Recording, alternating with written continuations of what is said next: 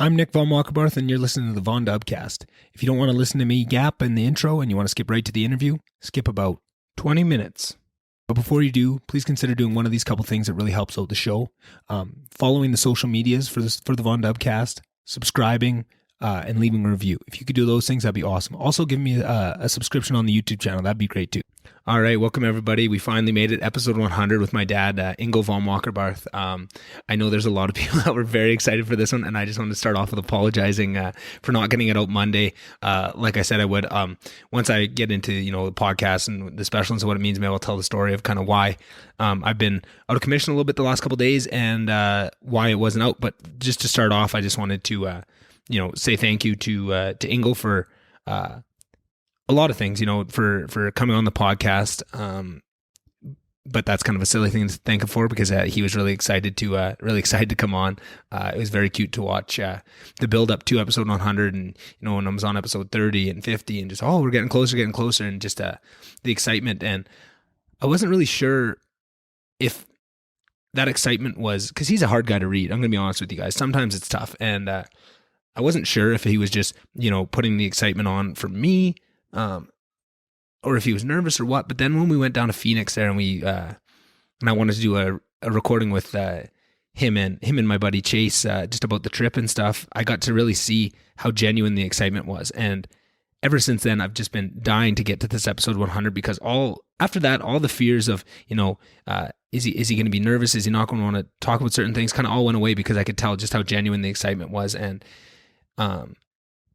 even before that though, Ingo's been super supportive of this. I think it's been tough because just the way everything worked out. I started this venture while also being very, very far down the road of a venture of our own, with work, and I think that causes a little bit of stress. But I think knowing how supportive he's been, even with all that, has been amazing, and it really means a lot to me. So I was really excited to hop on and record with him, and I didn't really know what it was going to be. I kind of had it way more built up in my head of I was going to, plan it all out and have all these questions that I really always wanted to ask and get really deep and emotional. And I don't know, leading up to it, I just kind of changed my mind and just had much less prepared and just kind of wanted to hear his story. And that's kind of what I did. I just wanted to, I think he just has an amazing story. And I think the human being that he is, and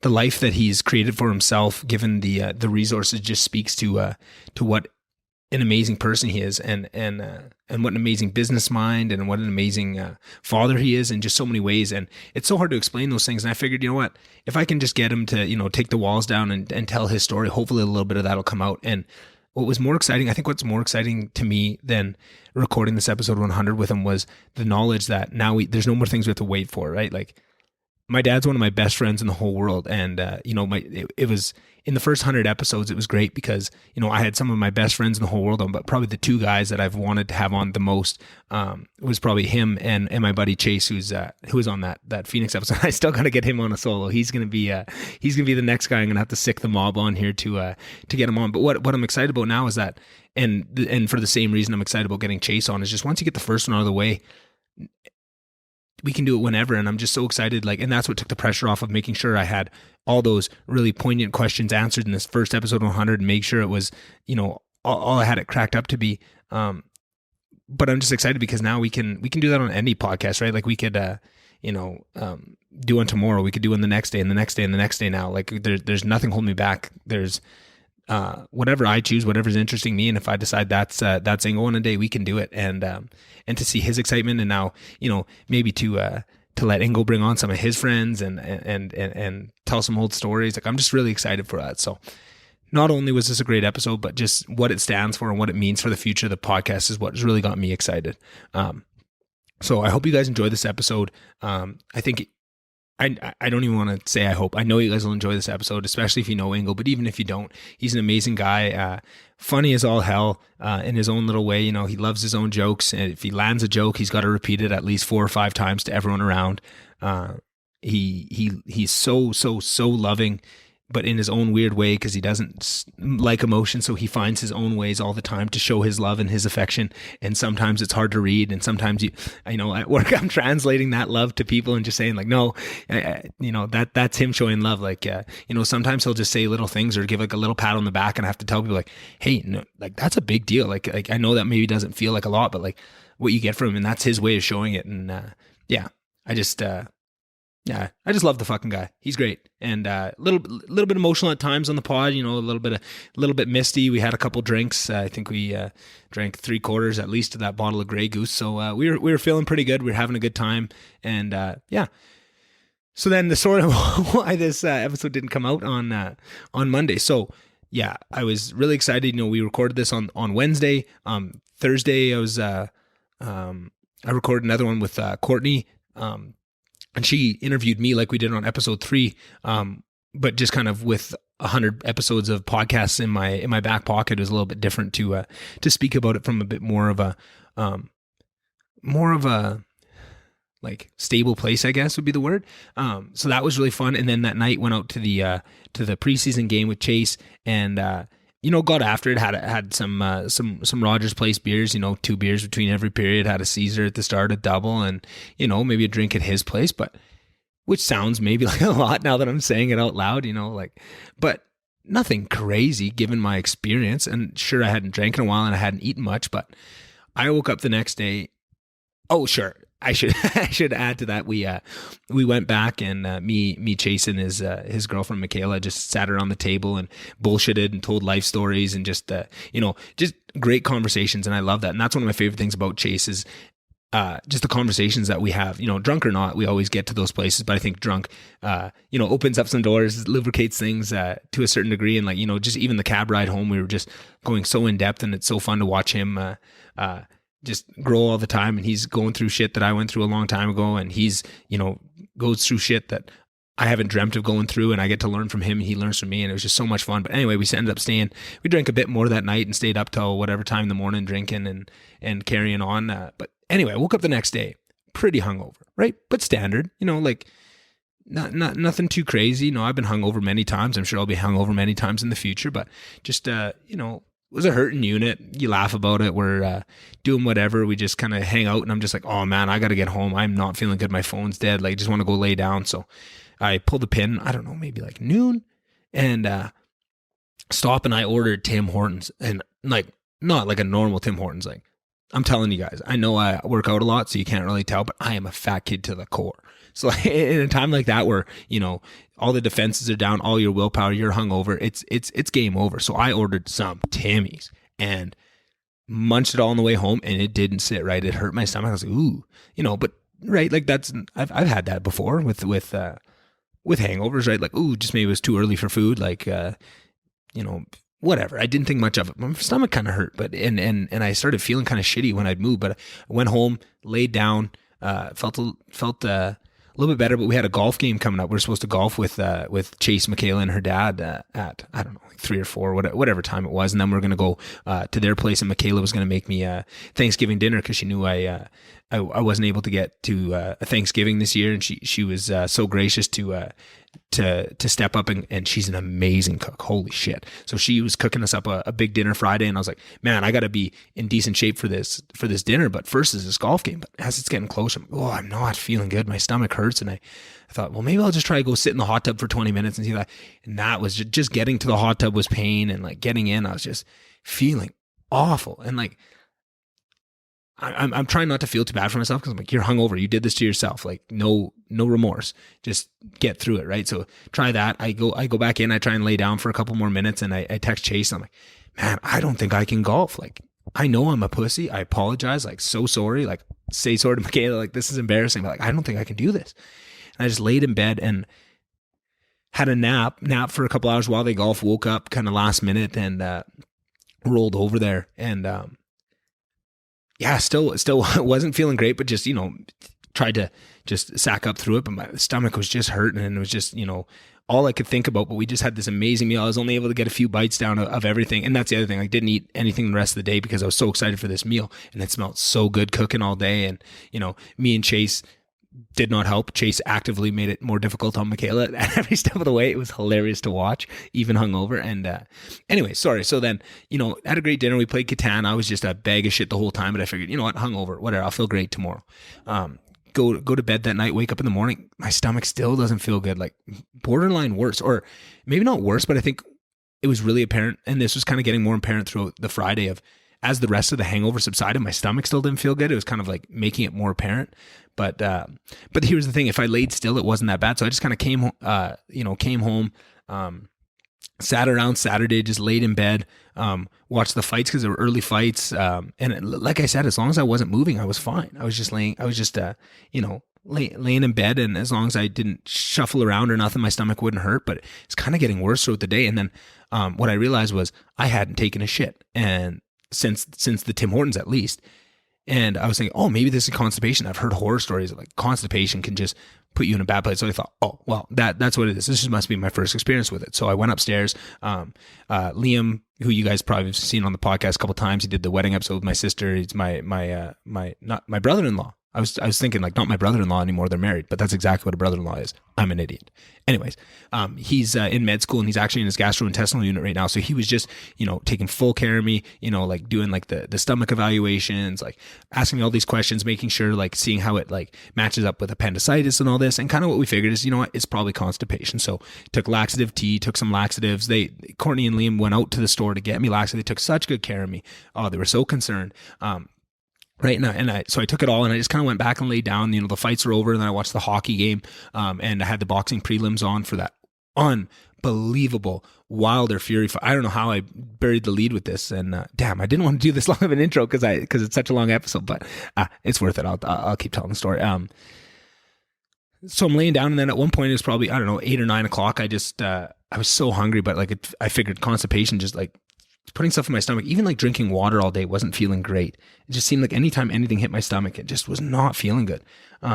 So I go upstairs and had put a couple bites of turkey and potatoes on a plate or in a bowl because we're out of plates, and took maybe 2 bites, and instantly my stomach was like, ooh, this does not feel good. Like it started hurting bad, and I was like, oh man. So I just kind of, well, shit, that was a poor idea. Filled my water bottle up, went back down to my room, and just kept watching the boxing fights and the hockey game. But now it wasn't if I stood still, it would be fine. It hurt anyway. I laid left, right, on my back. It was just kind of getting worse. I'm like, man, this is uncomfortable. But you know what? I took the laxatives. All I need to do is get a good shit, and I'll be fine. Right? That's what I'm thinking in my head. And then night goes on. Watch the Wilder Fury fight. Like I think it was getting really bad at that point, but the fight was so spectacular that I almost couldn't even think about my pain at that point. It was just like watching that type of classic of like what I've learned with getting into combat sports. Like it's hard to tell if like a hockey game, sometimes playoff games, like is this going to be an all-time classic? But with combat sports, it's different of like the history and the storylines, and like a trilogy fight like it was with the 2 best boxers on the planet by far, with such different styles and just the storylines and how they told it and the production value, right? Of like, it's very different from UFC boxing is, but like, and I think some ways that's positive, some ways it's negative, but just the whole show was knocked out of the park. I really enjoyed it. The undercard was kind of shit. But again, I'm not a huge boxing fan, so didn't get as much out of it, but that fight was just everything everyone hoped it would be and more. Got to see just amazing heart, just war personified. Like it was unbelievable. I think there was like 5 knockdowns in the first 6 rounds or something. Like, it was unreal. Fury ended up knocking him out in the 11th. It was amazing that he was even standing there. He was on roller skates from probably round 7. But just spectacular. And then as soon as the fights were over, I just said, oh, okay, well, I gotta get some sleep. And then it was on. It was like ramped up every time I was trying to get to the toilet just to try and poop, and then coming back to the bed and just like fetal position in moaning in pain, like so bad. And it was, probably, I don't know, like 1, 2 in the morning at this point. Like it's getting so bad that I'm like, man, I might have to go wake up Courtney and take me to Emerge. Like, but in my head, I'm like, I cannot go to Emerge for constipation. There's no fucking way. Tough it out, gut it out. You are fine. Like stop being a bitch. People go through this all the time. So I'm just dying in bed, trying to get over, just trying. I was so sure that was the issue, but Anyway, just a rough night. Eventually in the morning, I was able to, have a little bit of a squirt. Sorry if that's too much for people. And, felt half decent, like kind of woke up in the morning, like, when you have a night of like barely any rest and just pain. Oh, that was the other thing. My back started to spasm because my stomach was cramping so hard that my back was spasming too. So like just trying to sit on the toilet or lay in bed, I was just so sore in so many ways. It was just not a fun night. Anyways, wake up in the morning feeling a bit better. Like, oh, well, I pooped. I must be fine. And then I took a sip of water. Ooh, didn't feel good on the stomach, kind of hurt immediately. But I was so thirsty. And the more water I drink, the more it would hurt. And just anything that went in my stomach, it was just pain. And then by the time I crawled out of bed at noon and tried to go upstairs and talk to Liam and Courtney, like I was not as bad as it was the night before, but definitely like much worse. Like it was hurting, sitting still. Movement was tough. Like when I try and walk up to fill my water bottle to go see them, I just start sweating because I just felt so awful. So you know what? Liam gave me a couple more rundowns. He just said, you know what?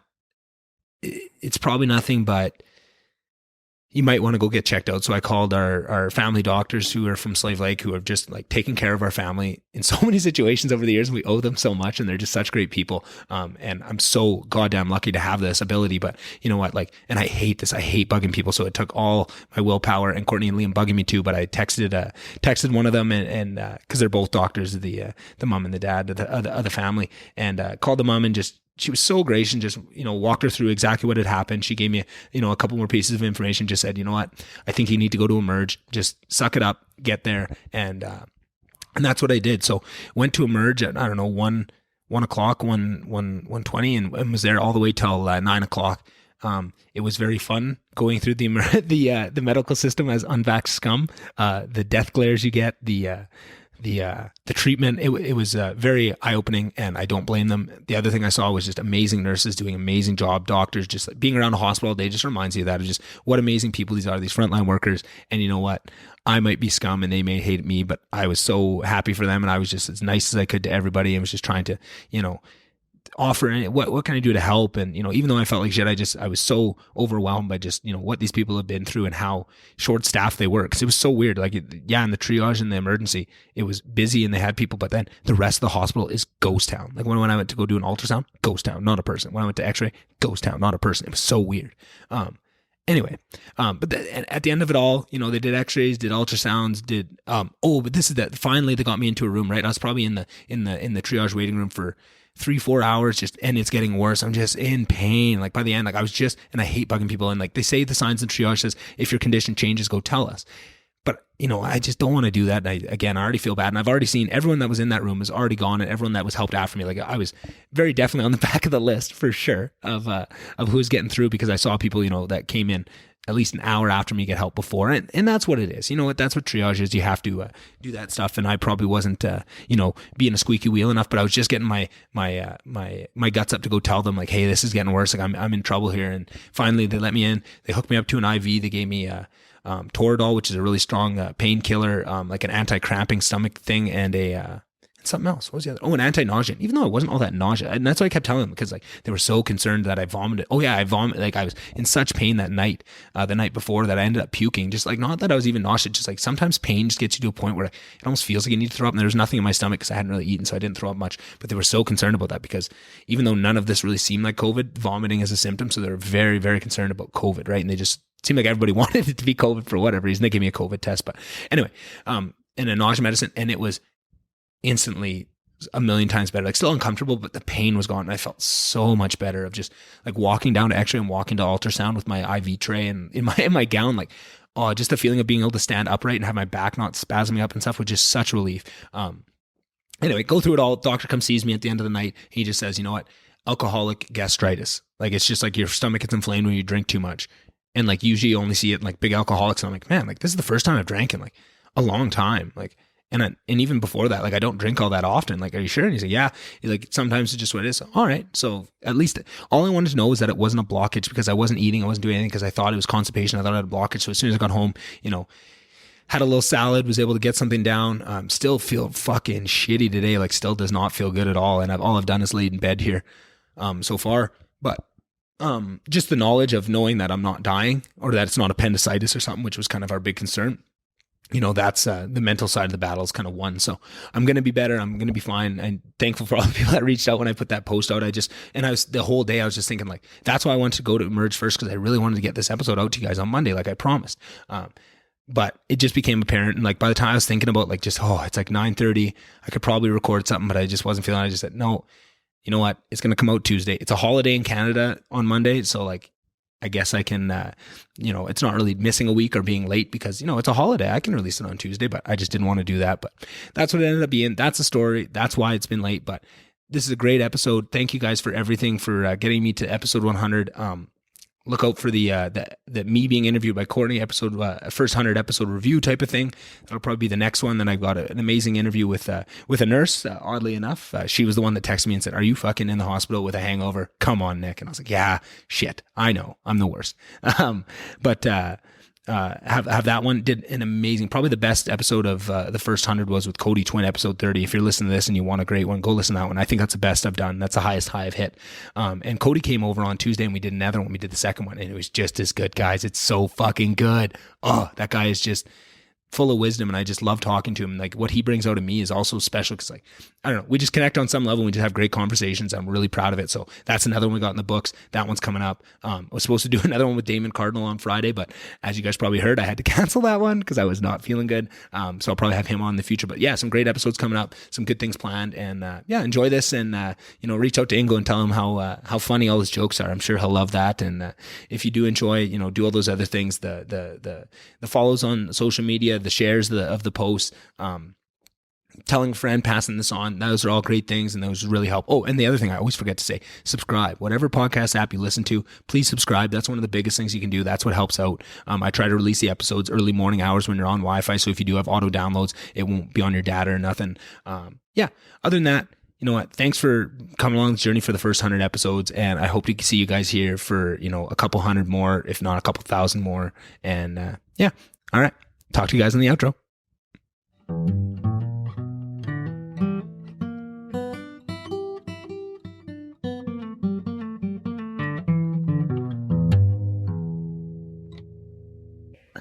All right, finally here, episode 100. How's it feel, Ingo?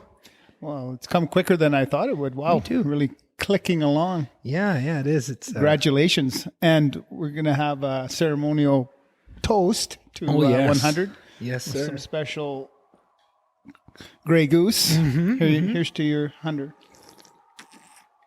I appreciate that. I hope that howling wind in the background doesn't come through, but we'll find out. Makes it more Halloween-y. Yeah, very, very, very fitting. Very fitting. Yeah. How was that? How was Halloween back in the day on the farm? Was that something that kind of came up when you got older? Like, was that nothing back in the day? Well, when I was 18, no, we used to go to the neighbors, and then you'd only go to 5 or 6 places, but you'd get a pretty big haul. Yeah. A popcorn ball was always in the bag. I didn't really like those. No, that wasn't your favorite? Traded it with your sisters? No, it was too, no, they were a little, I don't know. We did probably go together for a while, but at the end it was just old me, myself. So growing up on the farm with your sisters, you were the youngest. What was the age differences? Christine was 7 years older and Eddie 5. So both of them were quite a bit older than you. You were the baby of the family, right? Oh yeah. Yeah. Save the best till last. Yeah. But Christine and I would, because she was older, she would take care of me probably. Right. So we'd pick on Eddie a little bit probably. She got caught in the middle? Yeah, in the crossfire, middle child. But it sure made a tough woman out of her, right? Like, well, I guess I think I think that's just the farm life, because all of you guys are tough, and Mommy and Pops were tough, and that's kind of where I was curious to start with the farm, because I think that's where so much of your values and then so much of the values that are passed on to us kids now come from that, right? And I think as I get older, the more I see that of where some of that stuff comes from, and I think what was interesting to me was getting to know Ami better as an adult, right? Like when you're a kid and it's your grandma, you don't really, it's almost a different relationship where you don't really understand that they're a person, right? It's your grandma, but then when you get older and you actually have conversations with them, what they went through and stuff, like it's like, wow, you don't really appreciate it as a kid. And then as an adult. So I'm curious for you, when you were a kid, like how much of that stuff did you understand as a kid, and how much of that did you kind of take in as you're older? Like, I'm sure they told you guys like, wow, back home, and a couple of years ago and all that. I'm sure you're hearing the stories. We'd always hear the war stories. Right. If you did, if you think things were snow both ways uphill, it was, and then throw a war story in there or something. So no, but they had a tough life. And then she, that's what she said at the end. Oh God, now I have this COVID to live through. I've already gone through a war. Yeah. And, so I don't know. I don't think it really, I always complain about growing up on the farm that we had to work so hard, and that every Saturday, instead of watching cartoons, you were shoveling shit. Or building fence, or helping in the garden, or I don't know, whatever there was to do, there wasn't. And then it would rain, and you go, oh, right. And then, we're going to do something in the barn. Oh, crazy. So then, and I remember being in the field and just hoping for it to rain so I wouldn't have to work all day on the tractor. Oh my God. That was, so I don't know. You just didn't know any different. That was what you did. But it wasn't all that bad. We had lots of fun too. Yeah. That was going to be my next question. What are the funnest things you remember? I mean, some of my personal favorites is the stories you guys riding the sows and stuff, hop off the fence onto the pigs. Oh yeah. Yeah. That was always a highlight. Go in the corral, get up close, and then jump on them, and then go for a ride. And then, didn't you say one tipped over into a barbed wire fence one time? I rode one pretty hard, and then I think it was almost having a heart attack, and then it keeled over beside a barbed wire fence. So my leg is between this big old sow and the fence, and I could just look down on my leg and see it bulging out between the four wires. And oh my God, if this thing dies, first I'm in trouble with my dad. And how do you explain you're riding a pig? So that was done without them knowing. They wouldn't have stood for that shit. That was just intramural rodeo times.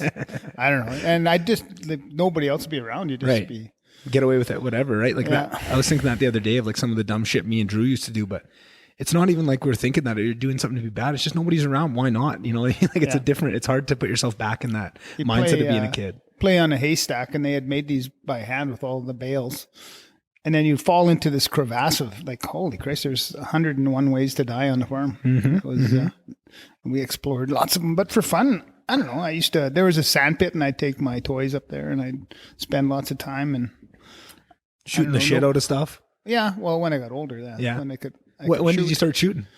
Well, it must have been like 12 or something. You could take the 22 whenever you wanted. Yeah. And that's something, just to take a pit stop there, that's something that I really am thankful for.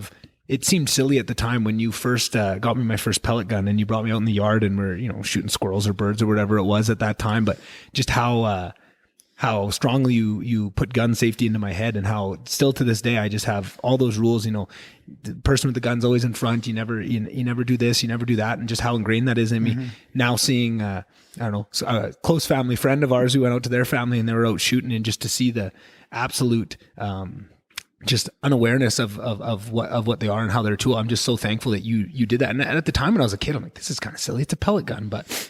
Yeah. Then eventually, it worked its way up. Yeah, exactly. But that was perfect. Like looking back on it now, that's the only way to learn, right? When there's not a lot of risk, but you treat it as if it is. And then by the time you upgrade to a 22 or a 17 or whatever it is, you actually know what you're doing with it. Yeah. And, I remember once I was out shooting coyotes and not that it was a close call, but the gun went off. Like I thought it was unsafe, and I had it was close to my ear, like not the barrel wasn't close to me or whatever, but it was loud, and holy shit. So I got a real extra awakening with that. I'll never forget that. Plus my ears ringing to this day because of that, probably. Yeah. So I'd go and shoot one. I don't know if I was in grade 10 or 11. I'd go shoot on full moons. We'd drag an old dead carcass and it'd be just perfect 100 yards, and we'd just drop these coyotes. I think I got 15. And that was like $200. Yeah, or I'd get up in the middle of the night on the full moon, and then there'd be 2 or 3, and just go shoot them. And then we were skinning them. Yeah, $200 per. And there's an awful smell when you skin a coyote. Ooh. Yeah. And then we found this old guy in this little town, Rochford Bridge, and he lived in it was like a granary, a small place, and you went there, and it was winter, and there was just all these carcasses of coyotes. He just threw them out in front of his place. I still remember that, gross. Oh, it'd reek. And lots of them too. It's, I don't know, 5 or 6 were always in front of his place or whatever. He just throw them out there, and we'd go into his house, and it would just stink like old wood in that coyote smell. Ugh. Nasty. So like when you'd get a coyote, you just skin it and bring just the fur to him, or what? Or like, and who paid you? No, we'd bring him the whole coyote, and then he'd hang it up and he'd skin it, and then we thought we could do it, and so it lasted a while. And keep putting holes in it and stuff. But and then it's wrecked. You don't get your $200. Yeah, $200 back then. That's a lot of money. Yeah. Jesus, it's good money. Nowadays, it's like $500. I don't know what they are now. I think they're like 125 or something still today. But to bring them in, I just mean like the inflation on it. Like if you're getting $200 in 1947, 78, yeah, 78. Probably. So there's lots of fun times, lots of hard work, and you came out of it. But so 17 years old, you decided to hightail it to Edmonton. What kind of plan did you have, and how, and at what point, like at 16, are you starting to think of plans to get out, or earlier, or is it kind of just last minute you get close and just, well, I got to do something, or how did that work? I guess my parents would probably ask me, what are you going to do? And did they want you to take over the farm at that time? Well, I think already by close to grade 11 or 12, I'd said, yeah, this isn't for me. I don't. And how did they take that? Okay, because they had already subdivided a chunk of land for themselves if I moved into the other house, and they would live there. And I go, how am I ever going to get a wife to live on a pig farm? Is kind of the good thinking. Isn't going to work. And then, so then my dad said, well, two things: you can't work on the rigs, and you can't be a truck driver, and either go to university or get a trade. And then I thought, well, I don't really like school that much. So I knew some buddies that were electricians, and I hooked up with them, and they hired, their boss hired me, $5.80 an hour for the first 3 months. So when you first went, you just went to get experience. You were just working at that time. That was school. You're going to figure that out after. You're just going to try it out, kind of thing, for the first couple months. Yeah, I had no idea what I liked, or I wasn't even that good with tools and stuff, right? Like even you worked on the farm and stuff. But and I got into that, and how was that first couple months of doing electrical? Because it wasn't doing electrical. It was digging between two poles, and every time I go by 118th and 97th Street, I look at the sign that a guy dropped me off in the morning, and then said, there's a pipe from the building underneath the sign somewhere. Dig until you find it. And it was like on a cartoon where you'd be throwing dirt over your head out of the hole. But I found it. Yeah. About 3 or 4 o'clock in the afternoon. After digging all day. Yeah. Stuff like that. Yeah. Yeah. But or just manual labor and repetitive all day. Go around outside of a building and knock holes into metal studs with a knockout cutter. And so at what point did you start actually doing electrical? Is that like after you went to school the first time, or what? Oh no, you started pretty quick after that. It was a 3-story building I think we were working on. So there's a parkade, and you do all the lights and running conduit and pulling wire. And I actually got really good training. Yeah. Yeah. That's good. Because working in the city, I did commercial work, so I knew how all the circuitry worked. Because if you work in an oil patch, it's totally different. You're driving half your day, and then you do a little job, and I don't think you really learn like you do. Like you did. Yeah. And you've mentioned that to me before, of like the electricians you see nowadays that get their training in the oil field. Their knowledge is very, very specific to that. Or 3-phase. They couldn't. I shouldn't say they couldn't, but they'll put a switch in upside down. Common stuff that we did all the time. They take them forever. And really, yeah, interesting. And what about the culture difference just from moving from Sangudo into Edmonton? I mean, you're probably in Edmonton all the time already at that point. You're probably at 16, 17, getting in there for a weekend or something, and then. But what was it like to move out on your own and be on your own at 17? Going from farm life. I couldn't wait, because then I could watch TV. Yeah. I watch cartoons on Saturday morning. But I'd always go to the farm probably Saturday afternoon and I'd get a free tank of gas, and my mom would make me sandwiches for some goulash the week, and stuff like that. Yeah. So that was good. But then it started petering out, going home the further I got into it. Yeah. And by the time, so when you were approaching the time we were going to move out, was Tani and Nini already out of the house? They were already gone. They were living in Edmonton already. Together, I think, eh? Probably at one point. Yeah. I can't remember. Like Neddy and I lived together downtown for the first. Well, maybe that's what I'm confusing. Yeah. I feel like I remember thinking you guys, one of you two pairs lived together. At one point, I think I lived with Christine for a while, and then, or maybe I was just visiting her, and then Neddy lived in this house, and I moved in there, and then we got an apartment after. But then she met Uncle Rick and she was never there. So I had this big apartment all the time. Nice. That was good. Rock and roll. Good Hey? living. And you're playing lots of squash and racquetball back then? Is that time or is that later? No, that was in Slave when we moved to Slave. Oh, okay. Yeah. Well, I feel like I remember you telling me a story of you said you guys used to go play racquetball all day in Edmonton. You'd walk up all these flights of stairs up to your apartment or something. No, I lived on the 17th floor. So then I started working. That's when I first started working out when I was in Edmonton. And part of my regime was to run up the stairs, 17 floors. And that was killer. Eating 2 Big Macs and then go run the stairs. Oh, yeah. We go to volleyball. That's what it was, volleyball. Tuesday nights, and we play, and then we'd hit McDonald's and both get 2 Big Mac meals. Oh. That was good. Good times, eh? Yeah. Oh, I just had Burger King for the first time in a couple of years the other day. Holy man, they make good burgers. Yeah.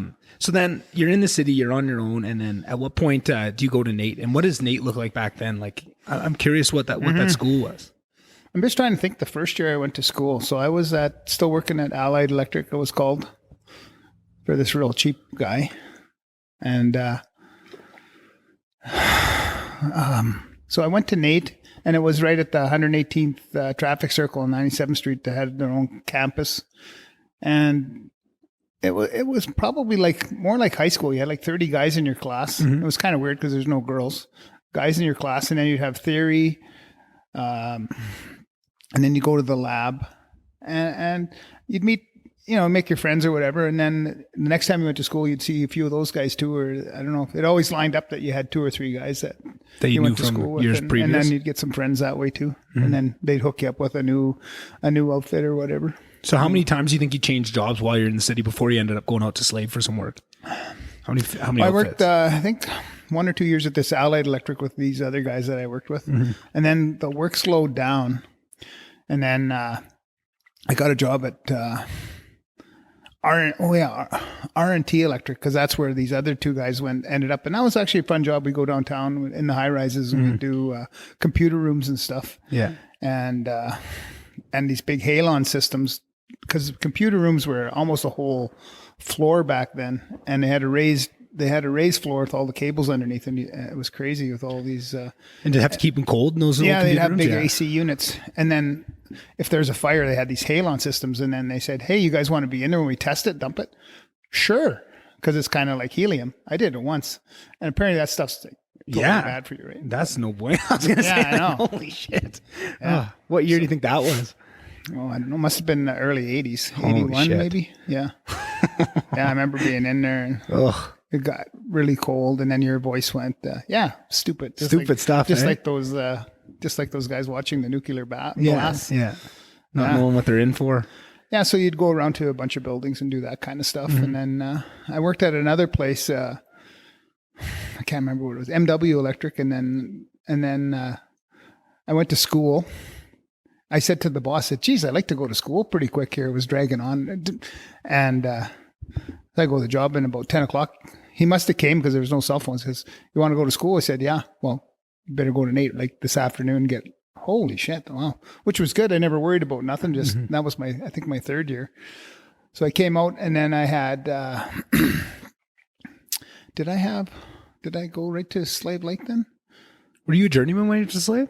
No, I was still I must have been right. I got out of school. I was a 3rd or 4th year, and I went up there and I had no idea what a pump jack was. Yeah. The guy said, we're going to wire a pump jack. And I go, really? What, is that thing that goes up and down or whatever? Yeah. We'll do that. So we get to this place, and they're telling me these stories, and the guy, this guy got his head cut off here last week. He got his head in, the weights came around and hit the belt guard, cut his head off. Holy shit. Wow. Jeez. This is dangerous shit. Yeah. And then, anyways, it was, I remember, and one of the guys that I worked with, he came with me from Edmonton, the guy that actually was a couple of years older than me or whatever. Yeah. And we, or no, I went there by myself, and then, and did this. And then I went and got my ticket, and then I went to Europe. And when I came back from Europe, they said, do you want to come back to Slave, or this other outfit says, we got a big job, GM building on the West End. Do you want to run that? And I went, it was a tough decision. I went, but I was making good money, and I was about money. I remember laying in bed looking at my checks, because back then they had a check check stub, and then holy Christ, $1,600. Like I was making half of this in Edmonton, clear every 2 weeks. I was all moneyed up, so that drew me back there, and never left. Got my truck and my own, and we worked 92 days straight, 1985, and then 2 days off and another 33. That winter was crazy. Yeah, 100 days of hell. Yeah, holy shit. So then we'll pick it back up there again, but I wanted to take a pit stop there when you mentioned Europe. So when was the first time you went to Europe? Because both of your parents came from Germany and started the farm, kind of came from nothing, came over with just a dream. I was 9, 1970. So you're 9 when you went over, and that was to With Germany? my mom. With your mom. Sitting in the back of the airplane in the smoking section. Yeah. Just in a haze of smoke from Edmonton to Amsterdam. And then... Amsterdam to... I think we're there all summer almost. It was like definitely a month. Yeah? Yeah. And what kind of experience is that for you coming from the farm of just to that would be a bit of a culture shock, eh? Yeah, that was pretty. I still had my lederhosen on. I remember getting some of those over there, fitting right in. Nice. And then, but my German. But you didn't know German at that time. I could speak it, but I was always the lazy one that spoke in English, answered back in English. But then my German became impeccable over there. Right? Yeah. After you're there for 4 weeks, and we must have visited, but we stayed at my grandma's for most of it in a little apartment. I still remember that kind of. So where in Germany was this? It was in a little town called Lehrte, which is by Hanover. Yeah. And is that where Almi's from? No. Close to it? I think that's where they settled. Well, but like from Hanover, it was straight east into East Germany. So I think it was a couple hours away, but that's kind of... And it was all split up at that time too, eh? Yeah. Oh, yeah. Yeah. Because when I went back in 1984, I went to East Germany and Berlin. That was quite an experience too. So you went at 9, and then when you went, when you're talking about like when you went to Slave for a couple of weeks and then went back and then you went to Europe and then you went back. 1984. Was that the second time you were in Europe, or had you gone again in between then? It's a good question. I don't know. I think that I went back and like my parents got each of us a trip to go over there, but I went for 6 months and that was with Ralph. Well, I went by myself. I went to this farm and that was pretty scary. Like I had, back then you could communicate with letters, like you didn't, or your phone, and it would just eat up your. Yeah, it cost $1 million bucks. Just be throwing German marks in there like a bugger, and then it was pretty scary to go there. But then it kind of reminds me of like when my dad came to Canada, like you just stood on the street and then they lined you up with a farmer on the other side, and you had no idea what you were getting into. Mm-hmm.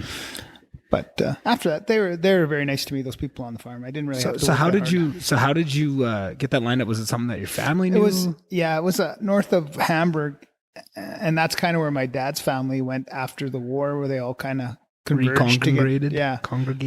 Yeah, so they still had some connections there, and their son came and stayed with us in the summer, so I knew them, and it was on a dairy farm. So and you were on the farm for what, a month? Yeah, I went there in April, May, June. I think July. Ralph came, and then for 9 weeks, and we traveled. We went to God, I don't know how many countries, 19 or 20. It was like everywhere, right to the Arctic Circle. Like, and how was Greece? Well, I told you, when you go, you got to go to Eos. Well, that's all I've heard is you got to go to Eos, but I've never heard any Eos stories. So what made it so special? What was the times? Can you remember specifically what made it so special? I can't remember that. Oh yeah, I can remember. Can you say any of the stories? Oh yeah, because I was very, very young and dumb. But we hooked up with these. We went to Santorini first, I think. And we met these two guys from Calgary, and we rented a little house or whatever, and then we rented mopeds, and we drove around. And the one guy had the corniest girl pickup lines all the time. And I was thinking, oh my God. But hey, they worked for him. And then we, of course, went to a bar. It was 25-cent tequila fizz night. Oh. And then we're on one side of the bar, and this other guy, the cool guy from Calgary, looks at us, takes a beer, and pours it all over this chick that he's talking to his head. And then that was the end of that night. But then, and then we ended up in Eos, I think, with those same guys. But and then we rented a house. But back then, Greece was still Greece. It wasn't. It was still donkeys and guys walking around. It was like when we went back, I could notice it. Wow, this place has really gone commercial. Mm-hmm. But so this place. We had a house on wherever the harbor was, because I can't remember. It's so long ago. Yeah. Then there was a town with open nightclubs and bars and stuff. And then you took a little bus or something. You went to the other side where there's a beach. Mm. And that was a nude beach. Oh, nice. Yeah, your favorite. So then we were a couple white wall tires out there trying to fit in. And we must have only been there for 3 or 4 nights, but yeah, there was more girls than guys. So it was a good, that was a good piece of advice to get me to go to Eos there. I had a lot of fun in that, on that little island there. Actually Mykonos was pretty fun too, but I didn't expensive. Holy shit. It was expensive. Yeah. We went to, I think it's Santorini and Eos. Yeah. I don't know. So you go on that trip, you gallivant all over Europe, got a lot of life experience, and then you came back, and the money that you made in Slave, that's what kind of pulled you back there. You want to make double what you're making in Edmonton. That's what kind of brought you back. Yeah. And then I bought a mobile home in I don't know when that was, 85 probably. It was the last place I could find in Slave Lake. $16,000 for a trade, number 49 Linwood. And then, and there was this cat that always sat in the middle of the road every night when I came home, and he wouldn't move until one night. Oh my God, you're the worst. Oh boy. Farm kids, hey? Yeah. Farm kids. And then, I stayed there, and then I got my first house a few years later, and then I got flooded out. Right. Is that the one you lived in with Ronnie? With who? Ron Hans. Didn't you No, live with him he lived around the corner from us. Oh, it was close on the same street or something. Yeah. And then it flooded, and then it actually got almost destroyed because the basement was pretty poorly built. Mm. So, just wasn't able to handle the type of water. No, there's a few houses that caved in during that. Oh, shit. Yeah, because the pressure of the water, because it was, when you're in the basement, it was like being in a fishbowl. Yeah. Oof. Everything was flying around outside. It was very weird. Weird, hey? Yeah. And then we're trying to plug, it was starting to come up through the little drains. Yeah. So I put a rag down the drain, and it started coming up out of the sinks. God. It was so what are you thinking at that time? Just what else do you do? Are you panicking? Who do you call? Because I think about that. If that was me in that situation nowadays, first thing I do is call you, right? Like, but but at the time, I don't know. Can you call somebody? We never, no. Well, I could have, I guess. But we never really counted on our parents. Once we left home, like I say to Dana, like when you left home, that you're on your own. You had to figure things out. Yeah, and that's so different now because it's. Well, we would step in. Are you okay? Yeah. But also, we call when something goes wrong all the time, or you can't figure something out. Just having that. Maybe we did. I don't remember. Yeah. Who knows? Yeah, they weren't too forthcoming on coming up or anything. Yeah, like they never helped when we had to clean that basement out. We just did it. Yeah. Did what had to be done. Yeah. And you had made lots of good buds in Slave right when you moved there, or take a while, or you were so busy working you didn't have a chance? No, we were not like those guys when you said we were playing racquetball. We'd work, I don't know, you start at 7 and then you'd work till 5 or 10-hour day, and then you'd go to the gym, and then same people would come, and then, hey, you want to play racquetball? And we'd play till 8 or 9, then we'd end up at somebody's house. Where would you play racquetball in Slave? At the Friendship Center, there's 2 racquetball courts in there. Oh, right. Yeah, so you'd play in there until 8 or 10, and then go over to somebody's house, and that was have a couple of drinks and do it all again the next day. Yeah, pretty much. Wow. Yeah, did that for a long time, and then, what comes first, Nipissey Electric or meeting Mom? Oh no, I had Nipissey back in 1985. So then, I'm curious to ask about the startings of Nipissey. I know you started with a couple other guys. I don't know if you want to talk about that or. No. There's 4 of us that started, and anyways, when you have that many partners, it's tough. That's. And I think we had a $16,000 tax bill, and somehow I went to the bank and they said, "Oh, your bank's frozen." What? So you owe this tax money. So then, anyways, I got a hold of this guy and said, "Hey, I'm going to clean this up, and you guys are done with Nipissey, and I'll take it over, and I'll just keep it, and I'll pay this taxing, and you guys can piss off." And then, so I did that for a while, and then this one guy got caught with his fingers in a jar, and that's when I started doing the splicing and stuff. And then that's kind of really when I started. I have a few more guys working for me, and so then And splicing is what? Just because that splicing cables and taking the pumps apart. Right. So you have a pump a mile down the ground, and there's a cable running down there at high voltage, and you put putting an extension cord, putting the ends on the extension cord kind of thing. Mm-hmm. Or if it would get damaged in the middle, we'd fix it. You have to fix it and stuff. Yeah. And that's stuff that Nipissey still to this day still does, right? Yeah. And that's something, I've gone out in the shop and watched you do it still, because you still hop in every now and again and do it yourself, hey? Like, yeah, I haven't done it for a while, but I still can. I've seen you do it in the last couple of years. I've seen you do it. Yeah, it's probably been a few years, yeah. Something you don't forget. Yeah, I guess. Hey, and it's something you don't just pick up. It's no, you always say, because I think I asked, so can I help you one time? You said, no, that's not happening. You need to know this shit. Yeah. So then you had that. But at the time when you were cleaning up that bill and kind of doing it with those other guys, it just wasn't much. It was just kind of just a smaller thing. And then once you started doing the splicing, is that when it kind of took off, or what? Yeah, I had a couple guys working with me, like Ralph, my buddy Ralph worked with me, and maybe another guy, and then I started doing the splicing. So then we got cable trucks, and so we always had like 10 or 15 guys from then on. Right, and then and you had a girlfriend at that point through all this, hey? Same girl? Yeah, I met her when. So when I'm working at Edmonton, I'd always go to the university gym and work out at the U of A. Yeah, and then my buddy was going to university, so I'd go there for the parties at. Lister Hall? Oh yeah. No, but what was like it must Dewey's? Maybe it was in the gym where you guys played racquetball, but there was dances and stuff. Oh. And then we're in I think she was on 10 day or something. Definitely hen day. Nice. Met her. 10 day. 10 day. It's not 10 hen day, it's 10 day. Oh yeah. Oh man, 10 day.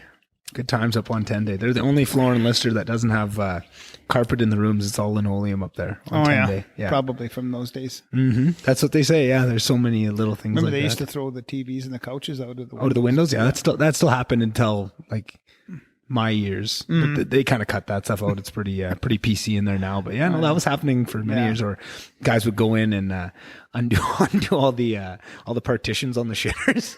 So it's just go again, it's just toilets, and throw them out the window. And, oh man. Oh boy. Oh, that place. That's a special place. Lots of memories there. I think even Nini, when she went, she has some stories of. Lister Hall. Actually, Uncle Morris has had some really good ones too from Lister. He's telling me, he said they'd have, I don't know if I can tell this, he said they'd have goldfish, and I'd say go buy a bunch of goldfish, and they'd swallow them whole. Oh, swimming around. Oh my God. That's hilarious. That is funny though. Oh, and like going to Lister, I believe every one of those stories. Yeah, like that's, probably. That's what How it much was. stupider stuff can you do? Yeah. Oh, yeah. The leaners take a garbage can full of water, lean it up on his door, and open it up, goes in there. Oh, yeah. Yeah, that was a staple from, I think, Christine telling us that one. Oh, man, that one never gets old. Yeah. That never gets old. Plastic on the toilets. Saran wrap. What a Smartie. And I think somebody leaned the elevator one time, and all the water went down the shaft and shit. I don't know if it wrecked nothing, but And Smarties inside the shower head. Or not Smarties, Skittles. Lifesavers. Oh, Lifesavers, even stickier. Yeah. Gross. Yeah. Oh, good times, hey? Good times. Good times. Yeah. So, but you had that girlfriend you had, so you met her during those days, and when you're going up to Slave and back and forth, did she stay in Edmonton? She didn't come up to Slave with you, right? Oh, yeah. Yeah. I'm just trying to think. She was a teacher. You like your teachers, hey? I guess so, yeah. And, I'm just trying to think where she taught. Jeez, it's so long ago. Yeah, I know. It's casting you back. Have to really rewind. Yeah. So then you had Nipissey. I'm just trying to kind of catch up to the time when you met Mom. You met Mom at a party in Slave? Mom, so there's new teachers in town. And I had kind of broken up with this girl. Yeah. And kind of, hey? Yeah. I had a grieving period of 2 days. Nice. And then I met Mom. Yeah, the new teachers were in town, and we were playing hockey, and we went to the Sawridge Hotel. Nice. In the bar. And then, but she just she didn't acknowledge me. Yeah, playing hard to get. Oh yeah. Sounds like her. Sounds like her. So then you keep growing Nipissey at that time. It's getting bigger and bigger. I'm assuming you're kind of branching off into more things, getting more guys, and that's your main. I think I only had like Ralph and maybe 2 or 3 guys or whatever, and we went. And a funny story is like with Mom, we went to this party, and that's when I really met at Mr. Zimmer's apartment, right? And then Jane Zimmer was there too, and Bob Ashour, these other guys, and and I don't know what time. Mom drove us all home. Shouldn't have drove. And next day I went out to Nipissing and I found this secluded spot and I'm having a sleep. And all of a sudden I wake up and it must have been fall or something. All these hunters around in camo and stuff with guns. And I wake up and what the hell? Like around you? Yeah, because I'm down this cut line with my pickup. So no one sees me sleeping. Oh, I thought you were like, just sitting around. I thought you found a spot in the bush. Oh no, you'd always find guys. So one time I was out and I seen this guy and he was sleeping. So I just idled my truck up behind his. I had this kind of a bush bumper. It had bumperettes on it or whatever. Yeah. So get real close. And then I put it in 4-wheel low and I just hammer this and I start pushing his truck across the lease and he's sleeping. His head pops up. Oh man. Did you know the guy at least? Oh yeah. Because it was the same guys who always worked on the weekends. That's funny.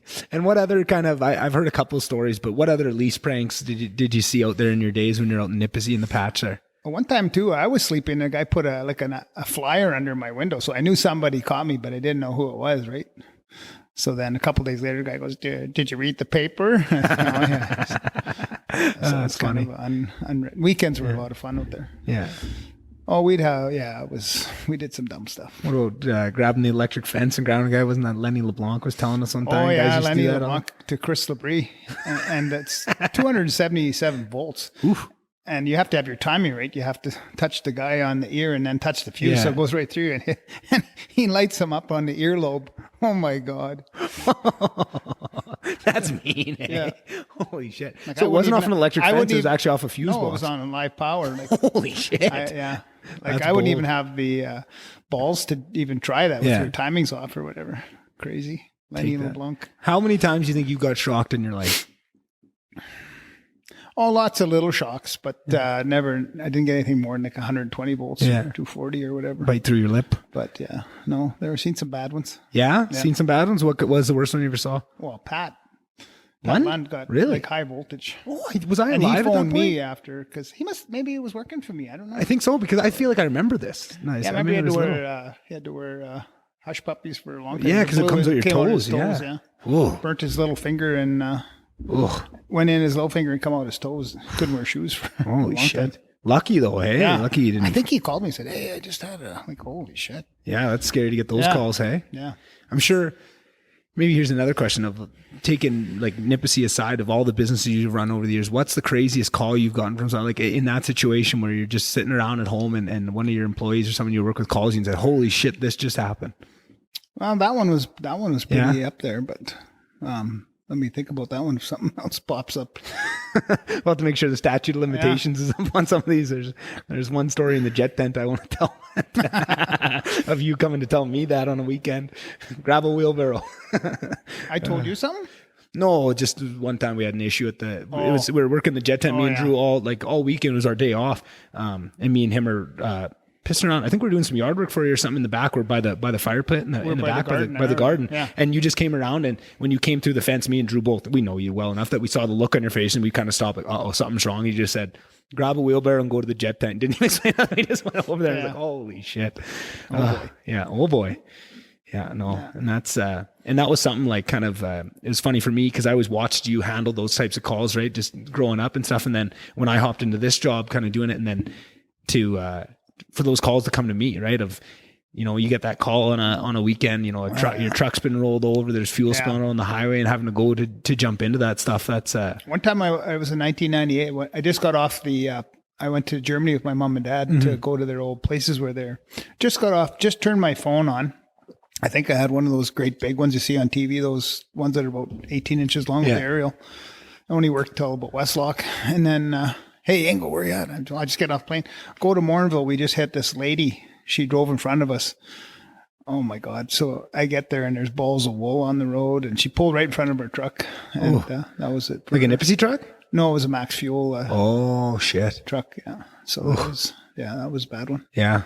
But wasn't really our fault, but still. Yeah, but still, it doesn't matter. Like, well, same with that big rollover that I dealt with. It wasn't our fault, right? That guy was an idiot, but it doesn't matter. You're still got to handle the situation, right? Yeah. That one was lucky. I had Kenny there. He was a real big help with that. But that was my first big scary one to go up to. And I had to take a flight that day too. I had to fly outside. I don't know where I was going. Oh, to Detroit for that engine factory. How much fun was that trip? That was fun. Holy Christ. They treated us well on that one.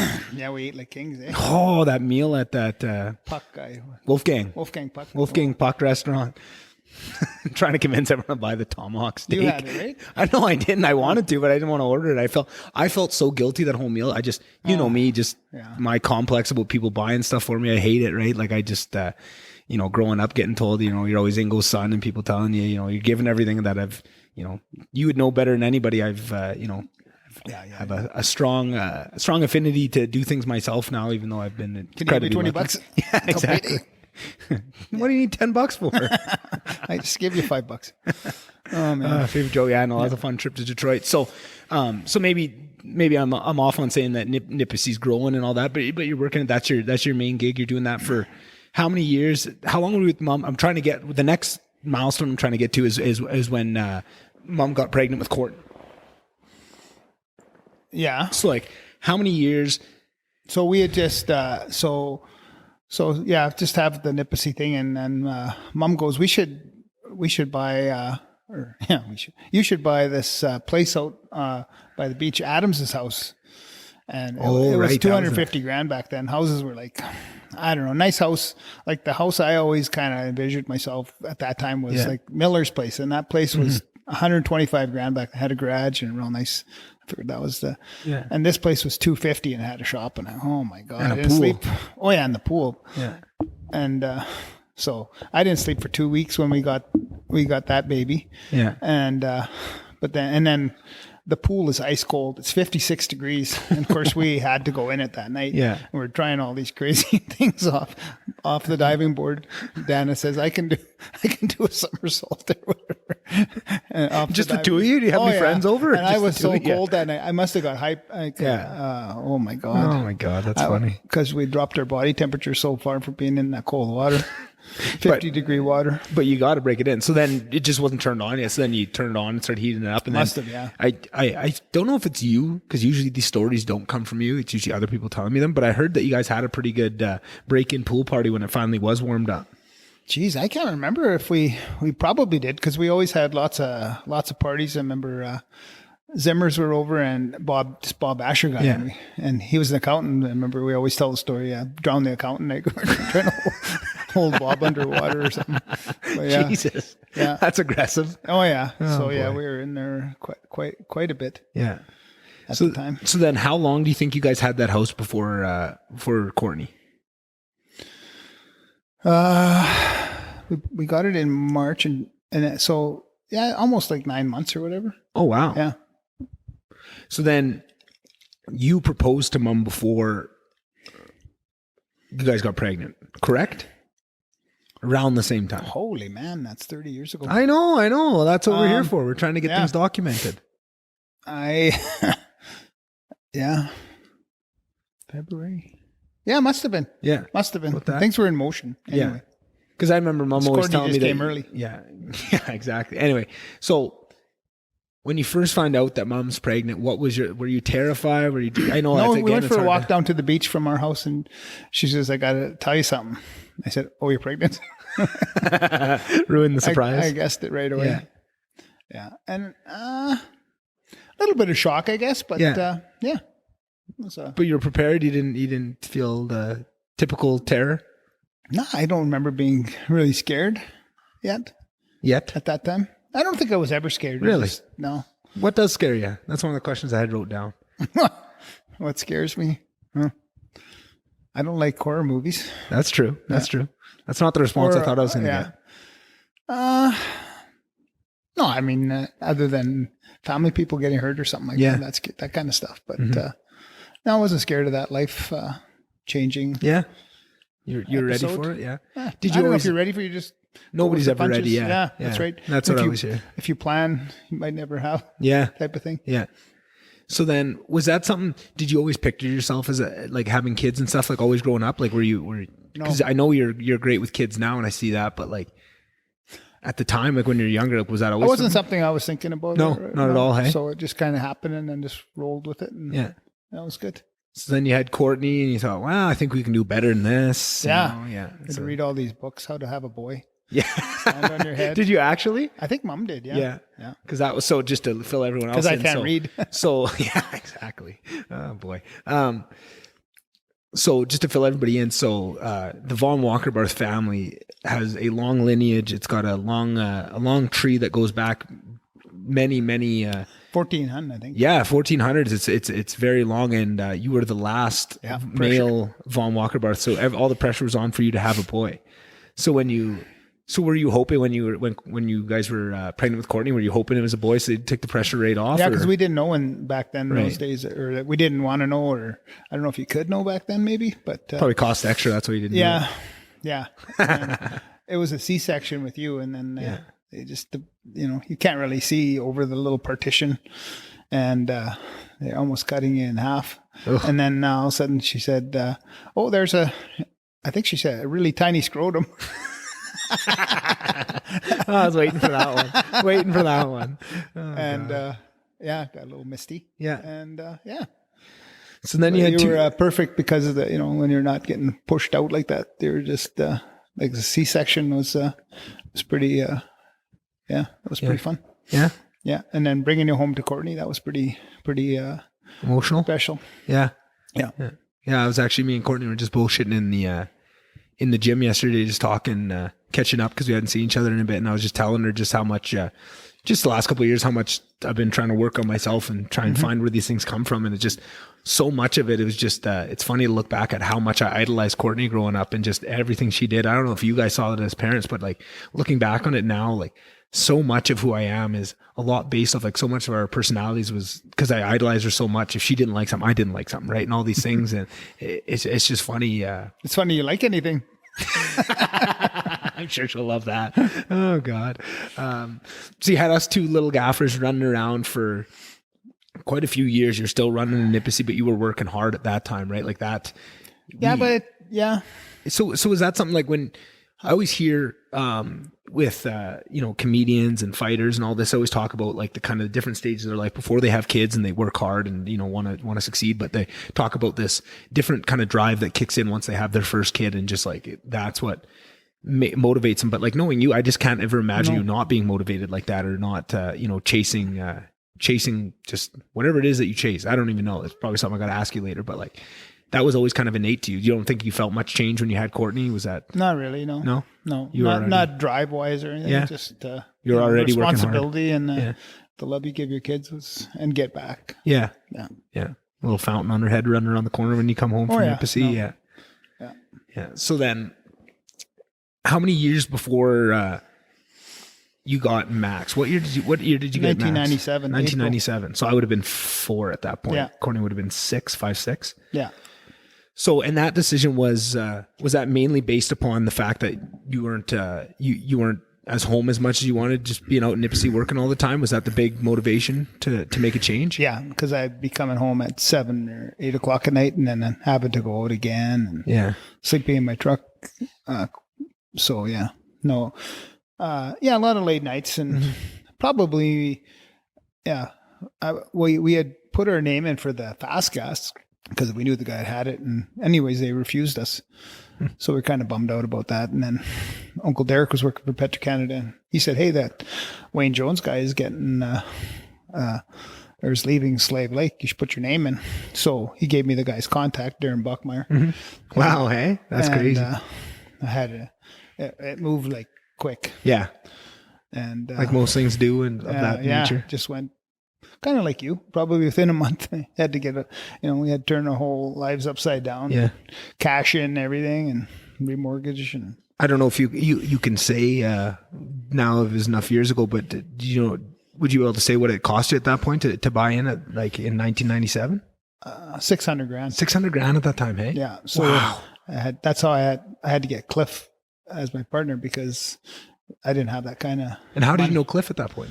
I was doing some work for him. Okay. And he had a consulting thing or something at that time? He ran this other field next to Amico where I worked all the time, and I did his stuff too. Right. Yeah. Oh, cool. Yeah.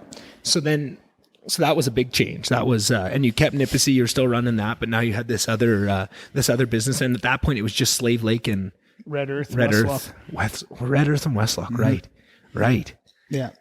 And then the next year we bought Whitecourt and Fox Creek. That was 1 year later. Yeah. Max 98. Really? Yeah. Max 98. Huh. Wow.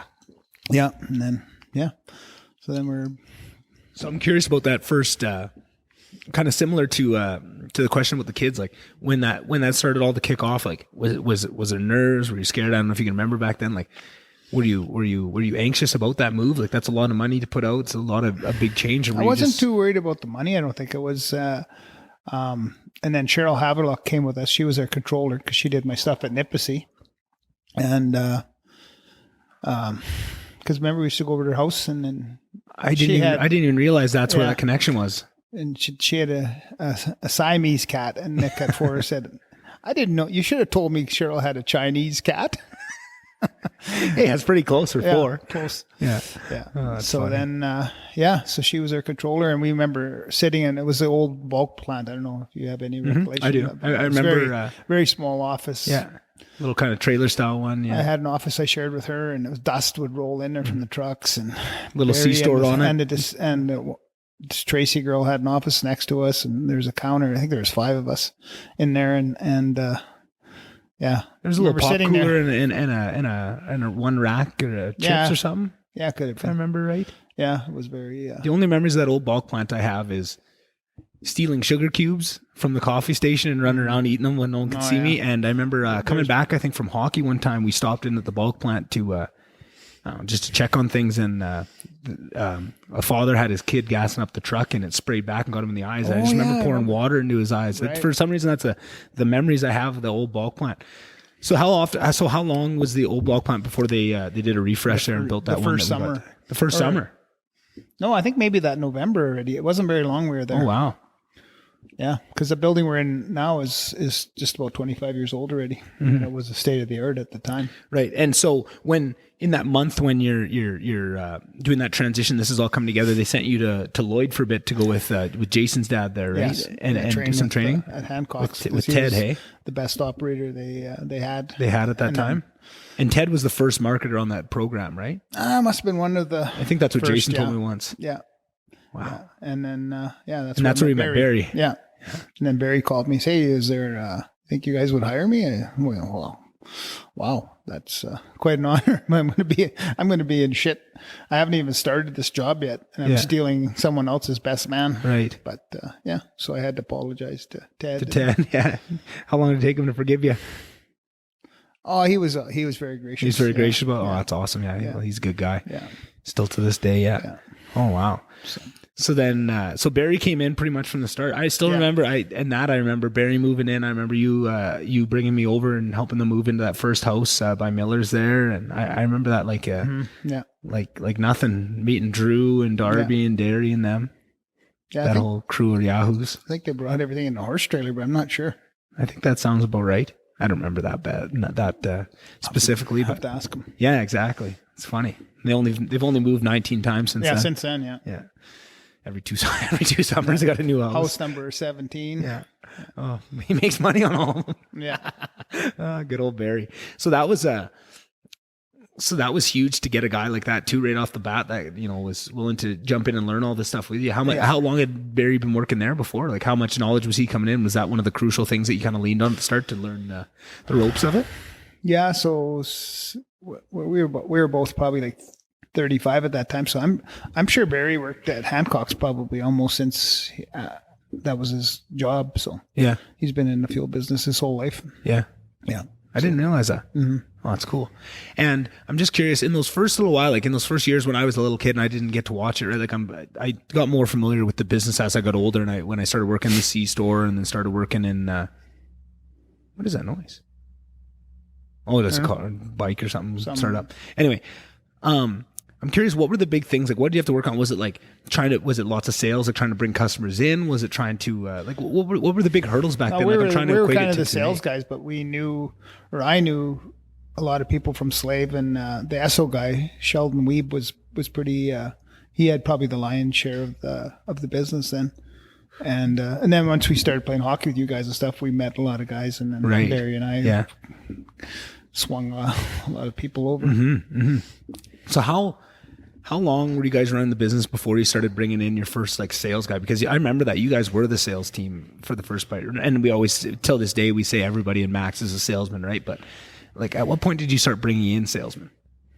Oh man, I don't know if it was 5 or 10 years down the road. We had a few guys, but it's hard. It's a hard job to be hard to fill. Yeah, to get the right guy. Yeah, I think that's something I've realized, how hard it is just to find good people in general, right? For all positions, right? Sales seems to be one of those high turnover ones that it's hard to find the right. It is one of the hardest ones, I'd say, but it seems like everything's tough to find the right people. It's getting harder and harder. It seems like they don't grow them like they used to now. It's no. It's weird because I feel like I'm part of that younger generation, but I'm also like, who are these kids? I feel like I'm an old man just waving my walking stick at these kids. Yeah, no, it's definitely different. It's going to be scary. Scary. Yeah. But that's the thing for me of going through it, of just seeing exactly what's causing it, right? Of going through school and just getting your hand held the whole time and just, everything's going to be okay. Everything's in a bubble. They don't teach anybody how to actually function in the world, right? And that's something, I'm very guilty of that too. I'm very sheltered and live that life, but at least you and Mom tried to force a bit of that into my life and, force me to at least live a little bit on my own and kind of figure some stuff out and have a little bit of accountability. When we did throw you into the fire, it was all in.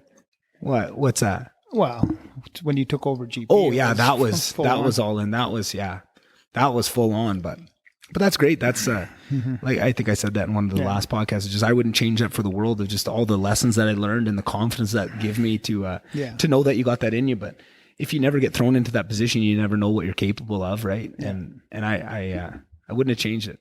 The only thing I think I would have changed, but even that, I don't know, was when you and Barry said we the first was a Friday, September 1st, that we took over. Right. So we're in there Friday and, we're just signing shit like a bastard, changing things over. We're taking over. And then the weekend, you guys helped me move in. And then the plan was you and Barry were going to stay up for that first week, Monday to Friday. And then Sunday rolls around. You guys both, I think we're going to pull it back to Slave. Yeah. I'm like, Jesus, guys, I don't know. I roll in on Monday. Don't even know. I think Ryan was still in the office at that point. I think till Tuesday. So I just worked in the lunchroom there, just signing shit. And oh boy.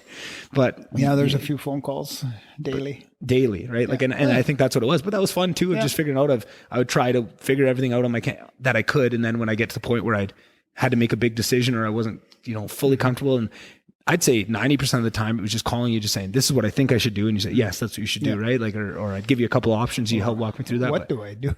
Exactly. Holy shit. Yeah.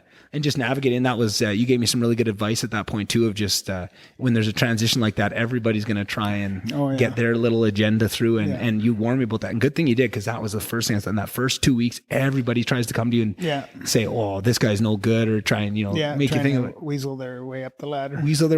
It just happened. Like, and it was, I'm so glad you gave me that, because like I was on the lookout for it, and just like right as rain, just on cue. Yeah. Probably 15 different people came with that exact intention to try and weasel their way in or do whatever that is. I'm sure. Yeah. And then those guys come to the surface pretty quick. It sure does. Yeah. But that's the thing. As long as you're on the lookout for it, you kind of see it, and then you got that in the back of your head of, well, that's interesting. Interesting. Yes, exactly. It's interesting. Yeah. You just kind of log it away somewhere deep back in the recesses of the mind. Yeah. And so then you had the business, then you had Nipissey working with it.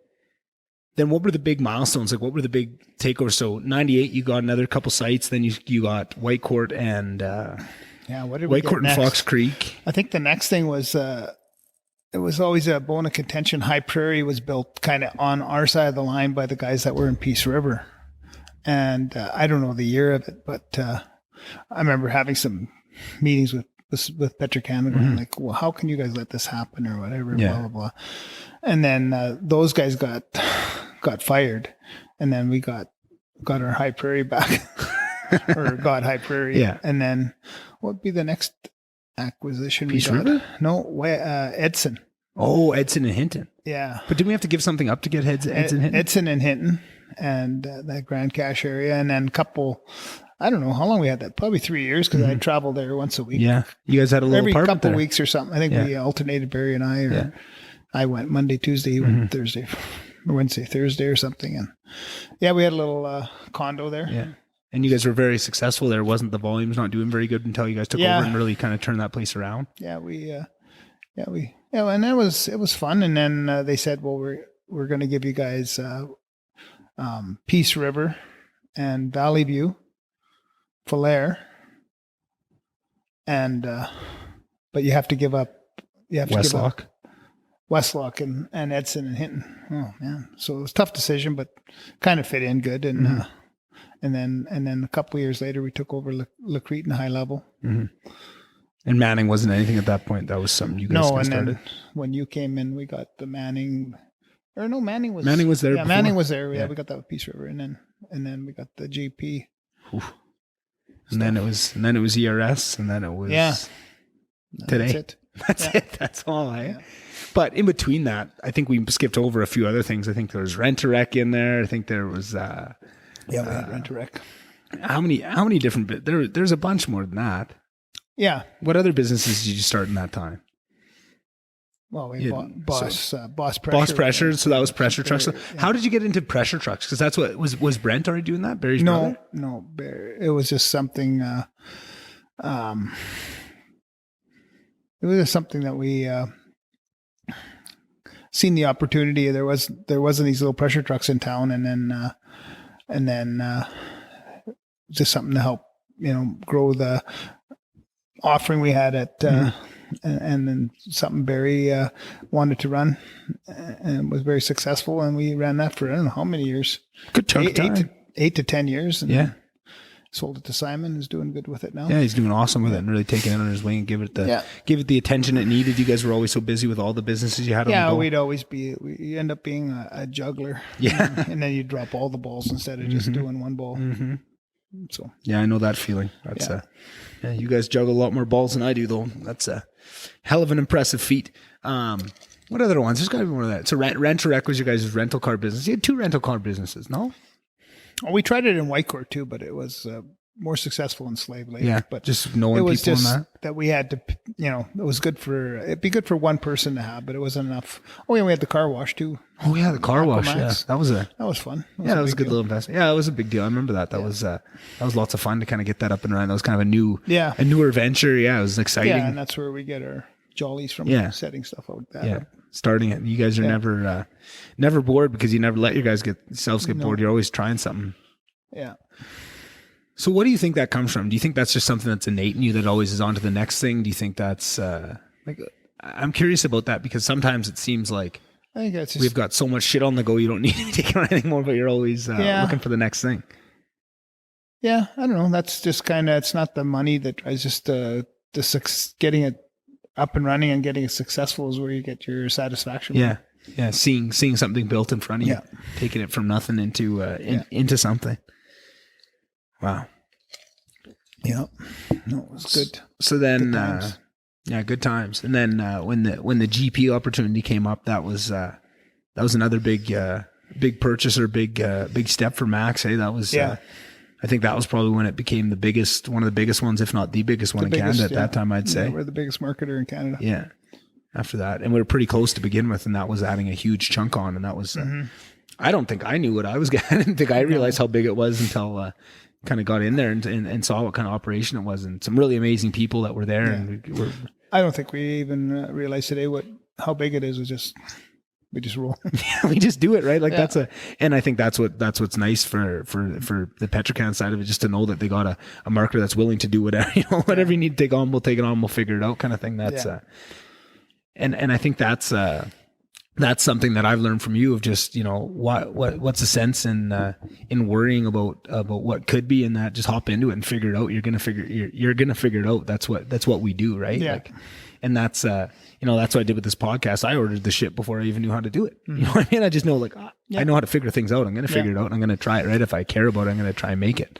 there's only a certain amount of people that can figure stuff out in the world. It is. And it's amazing. And that's what I was talking about, of trying to struggle to find good people. Like, yeah, that's my delineation between a good person and bad person. That makes it sound crazy, but like those good employees is, can you figure something out? Can you hop on Google it and try and just figure it out before you throw your hands up in the air and give up? I don't know how many times I said, somebody will say something and then they go, that's a great idea. I just popped it out. I mean, yeah.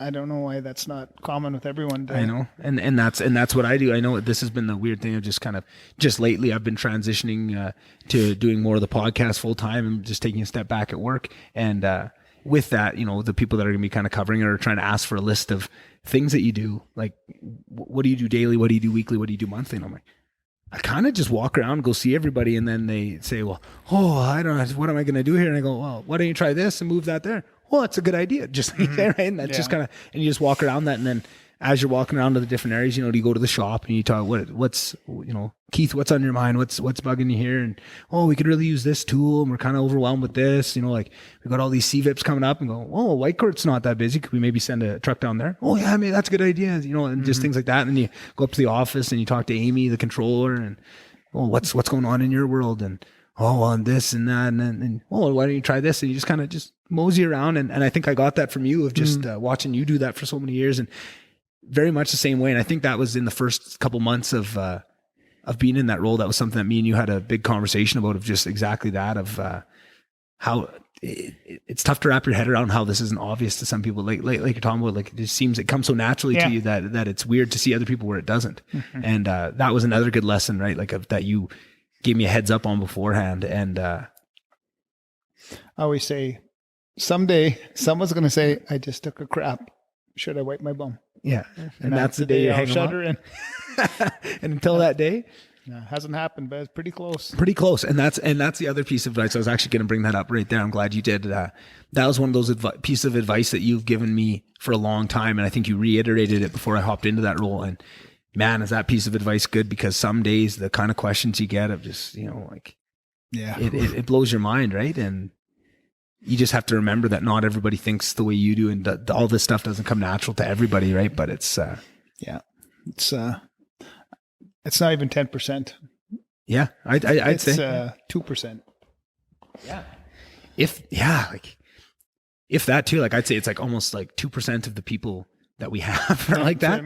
But I mean, like, that's also us trying to find those people, like, of all the guys we've tried and sorted out, we've filtered out to 2%, right? Like, that's work. We've worked hard to get to 2%, which is, like, why, and that's why I put such a high value on that, of like, the right people is so important. The rest of it all fall into place. Just finding good people is so much more important than that. Right. Yeah. And that's, and that was something I really started to struggle with as my role kind of changed with work, and that of, at the start, it was very much under my control of who we brought in and who we were hiring. And I was very much on top of that stuff. And then as I kind of got busy enough where I couldn't do that, I started kind of passing that off, and the people that are getting brought in are not the people that you're choosing. And I realized how quickly that can go downhill, right? Of not having good people being brought into the mix. Like, as you're losing good people, not replacing them with it, and not being on top of that. Yeah, it's hard to find when you've had run that's really good and clicks all the boxes and then they leave. It's tough to find it again. Yeah, it is. I'm going to try a little more of this Grey Goose VX, whatever that is, 510. Yeah, special sauce, special bottle. Yeah. Special So both your appearances on the Von Dubcast have been with a little bit of vodka orange. That was a skull of some sort that we had. Crystal Skull vodka or something there. Yeah, I don't know what that was. I don't drink vodka any other time. Yeah, it's pretty good. How nervous was Chase to hop on there? Yeah, that was fun. Oh, that bastard. That was a fun trip, eh? That was fun. That was lots of fun. Yeah. Golf, probably. How many golf rounds do you think we got in over those 10 days? I don't know. We only skipped one day. Yeah, probably 9 rounds. That was a good day. I skipped 1.5 days. One day we were playing the Duke and I just couldn't get it together. I was frustrated. I was just I was anxious that day for whatever reason, and just wasn't feeling it. And I just hopped over the fence on 6 there and went in. I think it was because I had no podcast booked up. Like, I had nothing to do, and I just wanted to get it ready. And I get anxious when I don't have one set and ready for that Monday upcoming, because I'm so anal about missing a week. I just never want to miss a week. So, like, which you never have yet. Yeah. Yet. It's good. Yeah. No, it's good. And that's something, it's been exciting this week of knowing that I was doing podcasts pretty much every day this week, just to know that I'm going to be starting to, pile them up, and then I can start releasing, couple a week and start getting better at a way faster rate. Like if you're recording and releasing one a week versus 3, you're getting better 3 times faster. Yeah. And thanks to you, I listen to a lot of them. Well, I don't really listen to music hardly anymore when I'm traveling now. I like to listen to podcasts all the time. Yeah. Lex Friedman and Joe. Yeah. So I'm not sure if I'm getting tainted because he's your idol. No. But it's got some good banter. He's very whatever his side of the story is or whatever, but he's very educated on very smart guy. Yeah, and I think just for me, of just seeing the impact that's made on me, and it's funny to watch you now get into it, because I know I very much notice it, of like the added levels to your to who you are, of starting to listen to those, right? Like, because you're always an intelligent guy and all that, but it was always in kind of your realm, and it was not myopic, but you had your area of expertise, and now it's very much expanded. Lex Friedman, I listened to on virology today, it's way over. Way over my head, and way over my head, and but just some of the little things you get out of it, that all these viruses either come from rodents or animals or birds. Like it's crazy. Some of the stuff, and it just explains some stuff, and nothing sticks with me, but some things do. And what was the other one yesterday? That Bob Lazar. And he worked on Area 51 with the spaceships and stuff. And the guy that he worked with died because he was trying to cross or reverse engineer the propulsion system. So what those guys had spaceships that they had found. That's what Bob Lazar is saying. Yeah. And there's so much about it, right? Like, he's one of the most credible sources of somebody saying that they were on the inside, but then you never know, right? Like, because if you take his story at face value of what he's saying, there's a couple ways to interpret it. Either they're saying that they found these crafts, right? That could be bullshit, just to keep the trail off of, like, this, they developed this technology. Maybe it's something they came up with and they just don't want it to know that it's that, like, they're trying to keep the secrecy of it. It could all be bullshit. It could be that could be true, and they could have found crafts, and that's what they're back engineering. But the only thing that's true is that there's some shit out there that we don't understand, and they know more than we know, but we don't know how much they know, right? Like, I'm fascinated by that stuff, and I have been for a long time. Whoever wins that race to the next propulsion thing is and altering time. Yeah, well, that's the thing that stuck with me. Like, if they can alter time, then they can. That's a winner. Yeah, well, it's very deep. But the thing is too, I think that as well, right? But I think there's a couple. I think there's probably 4 or 5 technologies out there that we know of, right? And that's the thing with technologies. It's one thing to look out for the ones we know are coming, but it's always the one you don't see coming, like the internet. Like when you watch all Star Trek and all that, they had all these crazy technology, but the internet was so wild that they didn't, even in science fiction, it wasn't thought up, right? Because you don't know what it is until you create it, right? But I think there's the propulsion system, the anti-gravity stuff, which there's some interesting stuff where there was some patents filed with this guy. Actually, Mike Baker, if you listen to that last one, he was talking about that, where they have the patents on it. And he's talking about they probably just moved that into some other area. So I think that's one of those ones, if any country can come up with that. And like you're saying, there's probably countries that already have, if you believe that, right? If you believe that it's not aliens, that they're catching all this stuff, that means some government somewhere, probably America, hopefully America really, has done it and just hasn't found the right applications or wants to keep it under wraps for whatever reason.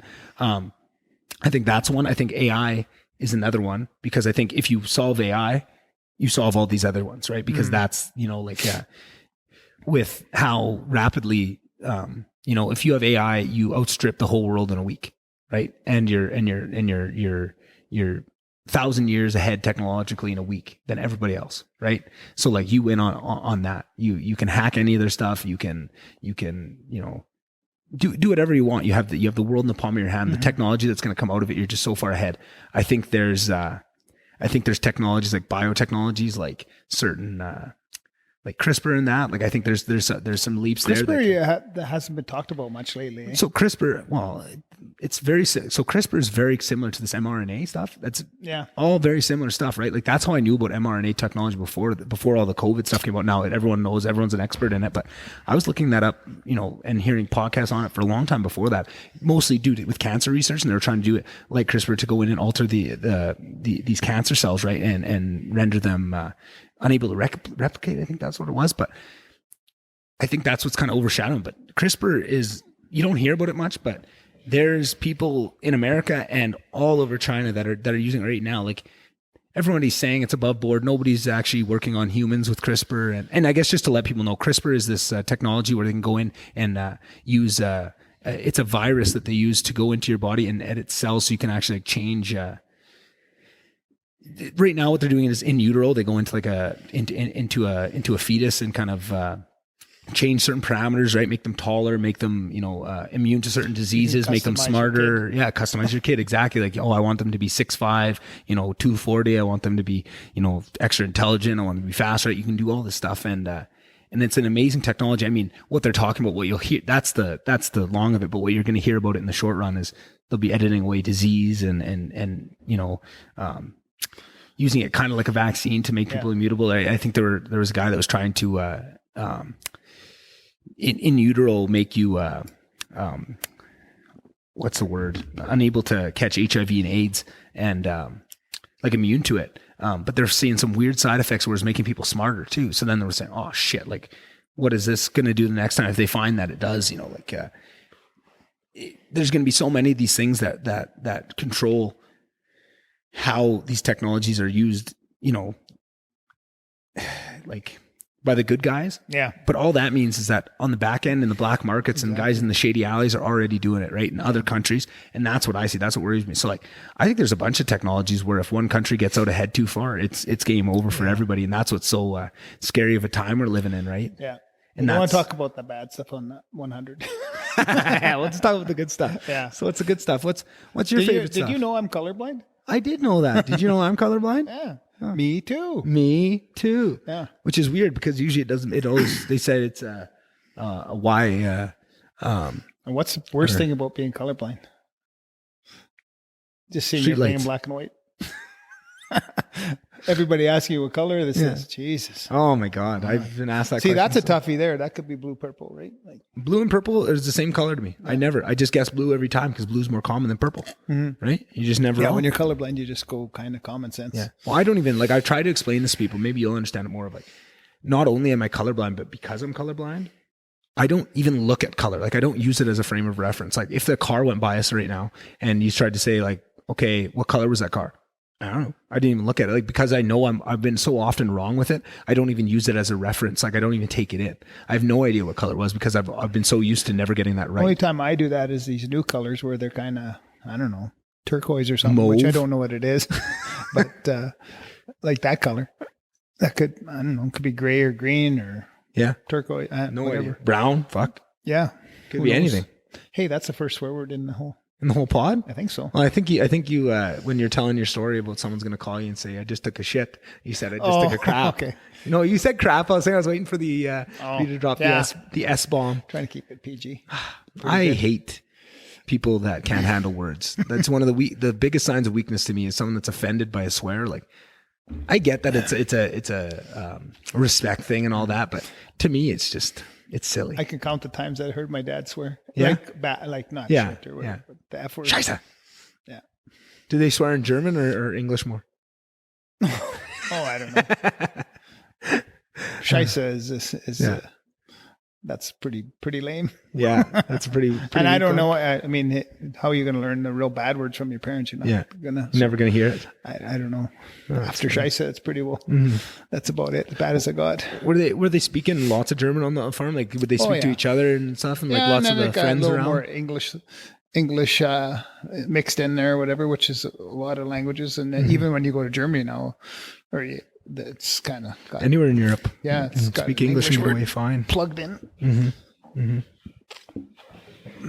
Yeah. So no, it's nice to know another language. That's for sure. Yeah, you never get to take advantage of it though. You never have anyone to speak German with. Yeah, but I still got it. If I gotta, I still know if I spent even a couple of weeks there, I'd get look at you when you were looking after that. Yeah. Sebastian. Yeah. You were picking up words. Yeah, and that was only a week or something, 5 days. Yeah, we were there 5 days or so. But but that was the biggest thing. What I was amazed by was when I went to Germany the last time before moving to GP there. I was amazed at how much German I knew. Like just of like comparatively to everyone else on the trip. Like when we'd be in like the gas stations, I'm reading like the food, because gas stations there are not the same. They're huge operations with like a deli and like all this stuff. Like it's crazy over there. But like just to, like bread and butter and all, just like all the basic stuff. Like it just butter bitter. But I just found like and like fork and knife and stuff. Like it just you don't realize how much of it you pick up on being around it growing up. What's a knife? Kneifen? No, Messa. I don't know. Yeah. I took a wild guess. Yeah. It was pretty close. Yeah. Not really.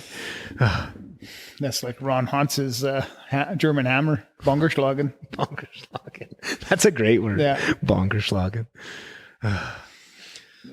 So I'm curious. So you said you weren't nervous to have kids. No. Because it kind of came in... There's no time. That's true. We have kids. Blah, blah, blah. Just kind of. Oh boy, we're doing it right. It's. So I'm curious, just in like parenting of like, was there anything that like consciously like you knew like I didn't like this of how I was raised, I'm going to try and do this differently, or like was there things that you consciously really appreciated that your parents did for you that you actively tried to do, or was it just kind of I'm just going to do my best? We really mimicked anything. We were just always on the same page. So there was very, very, very rarely that, and if it ever happened, we would say, and geez, I don't know if that was the right way to handle that, to go about that, or we wouldn't argue in front of you guys. Yeah. But very rarely that even came up, kind of thing. Yeah. Because we were both kind of, I think you guys had pretty good discipline, and we never ever had temper tantrums. Like we went to a store and had a meltdown like that. We would never. Yeah. That never happened, and because I think you guys knew. Yeah. Get a beat down for sure, never. But not a beat down, but just that discipline. The only beat down you got is when you took your little shovel at about 4 years old and wrecked your new TV. My brand new $6,000 big screen, biggest TV in How much do you think that TV weighed? I don't know. It's 4 guys, so 600 pounds. At least. Yeah. I'd say that's on the low end. I think that thing's at least. And I was too cheap to buy the screen protector. Oh boy! So you hammered. That's I was teaching you a lesson at 4 with my shovel. Mickey Mouse shovel. Scratched her up. Oof. Oh boy. Well, I apologize for that still. I know I've apologized a couple times over the years, but I apologize again for scratching it for TV. Yeah. But that's I think that's been more and more noticeable as I get older, of just that discipline that I have and just looking at people. I think that was very apparent when I went to university, and I just got to see a really broad range of different how people raised, because I think growing up in slave, like there's definitely different people, but you're all kind of brought up in at least somewhat similar way, right? Like it's all a little bit of that small town. I never got to experience that. But when I went to university and saw other kids of like just the way they behave, it was just like, it almost, makes my heart stop to like even think about it, because it's like, man, if I tried that, like I'd get a smack. I don't even think we were that hard on you guys, right? Like, were we? No, but comparatively,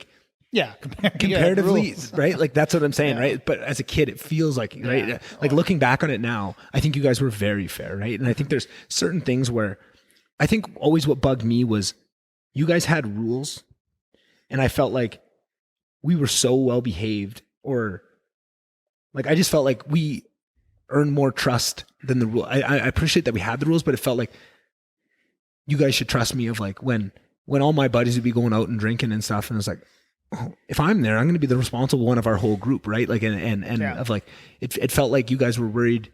I don't know. I think it's just so much of my issues were just my internalizing and spinning them up in my own head. I don't know if you know her, Donna Davidson, one day, and you guys were probably, Courtney was becoming like 13 or whatever, and I said to her, geez, when does all this shit start that, you're fighting with your kids? And she goes, Ingo, you won't have that problem. You won't. And I'll never forget that. It was, she just knew. Yeah. And you were waiting for it.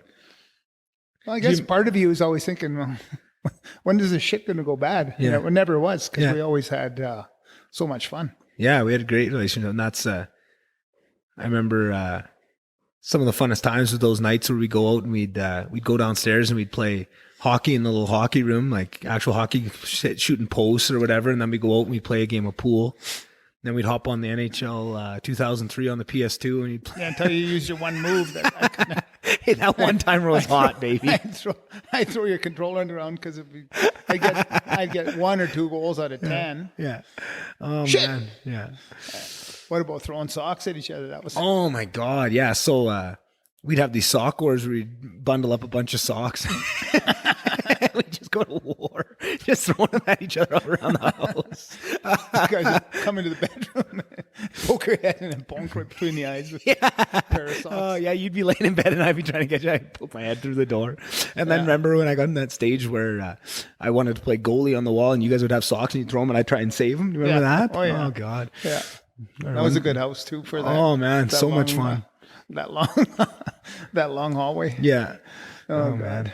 Yeah. Or I remember one time I got a tennis ball and it was a goalie glove. I went to an old timers tournament with you one time. We stopped at like Canadian Tire and I just got a goalie glove for whatever reason. I don't know why, but I played with that thing for hours. And then when I got home, I just go on the stairs, like on the little landing there and just throw the tennis ball at the stairs and try and glove it off and try and save it there. Oh man, that was hours of entertainment. Best story was getting that trailer when we went to Great Falls. Oh God, yeah. So this is 2007. I ordered this trailer. So just to back that up, so we had gone out to Penticton to this unnamed campsite that we're not going to say because it's a very magical, special place that we don't want overrun with hooligans from this podcast. But the best place on earth. We've been going there. You guys found it when I was a couple of months old, 6 months old, and we've gone back ever since. But we would always haul our trailer out there every summer and stay 4 weeks, 6 weeks. We'd spend some good time out there, right? And come back. But there was a couple permanent spots that you could get, but they were very sought after. A big long waiting list, and we finally got the score. It was a big moment for our family. I remember where I was when I found out. Even that. Where's that? I was in the basement.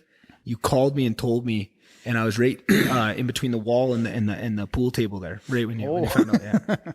My left foot was off the ground. Yeah.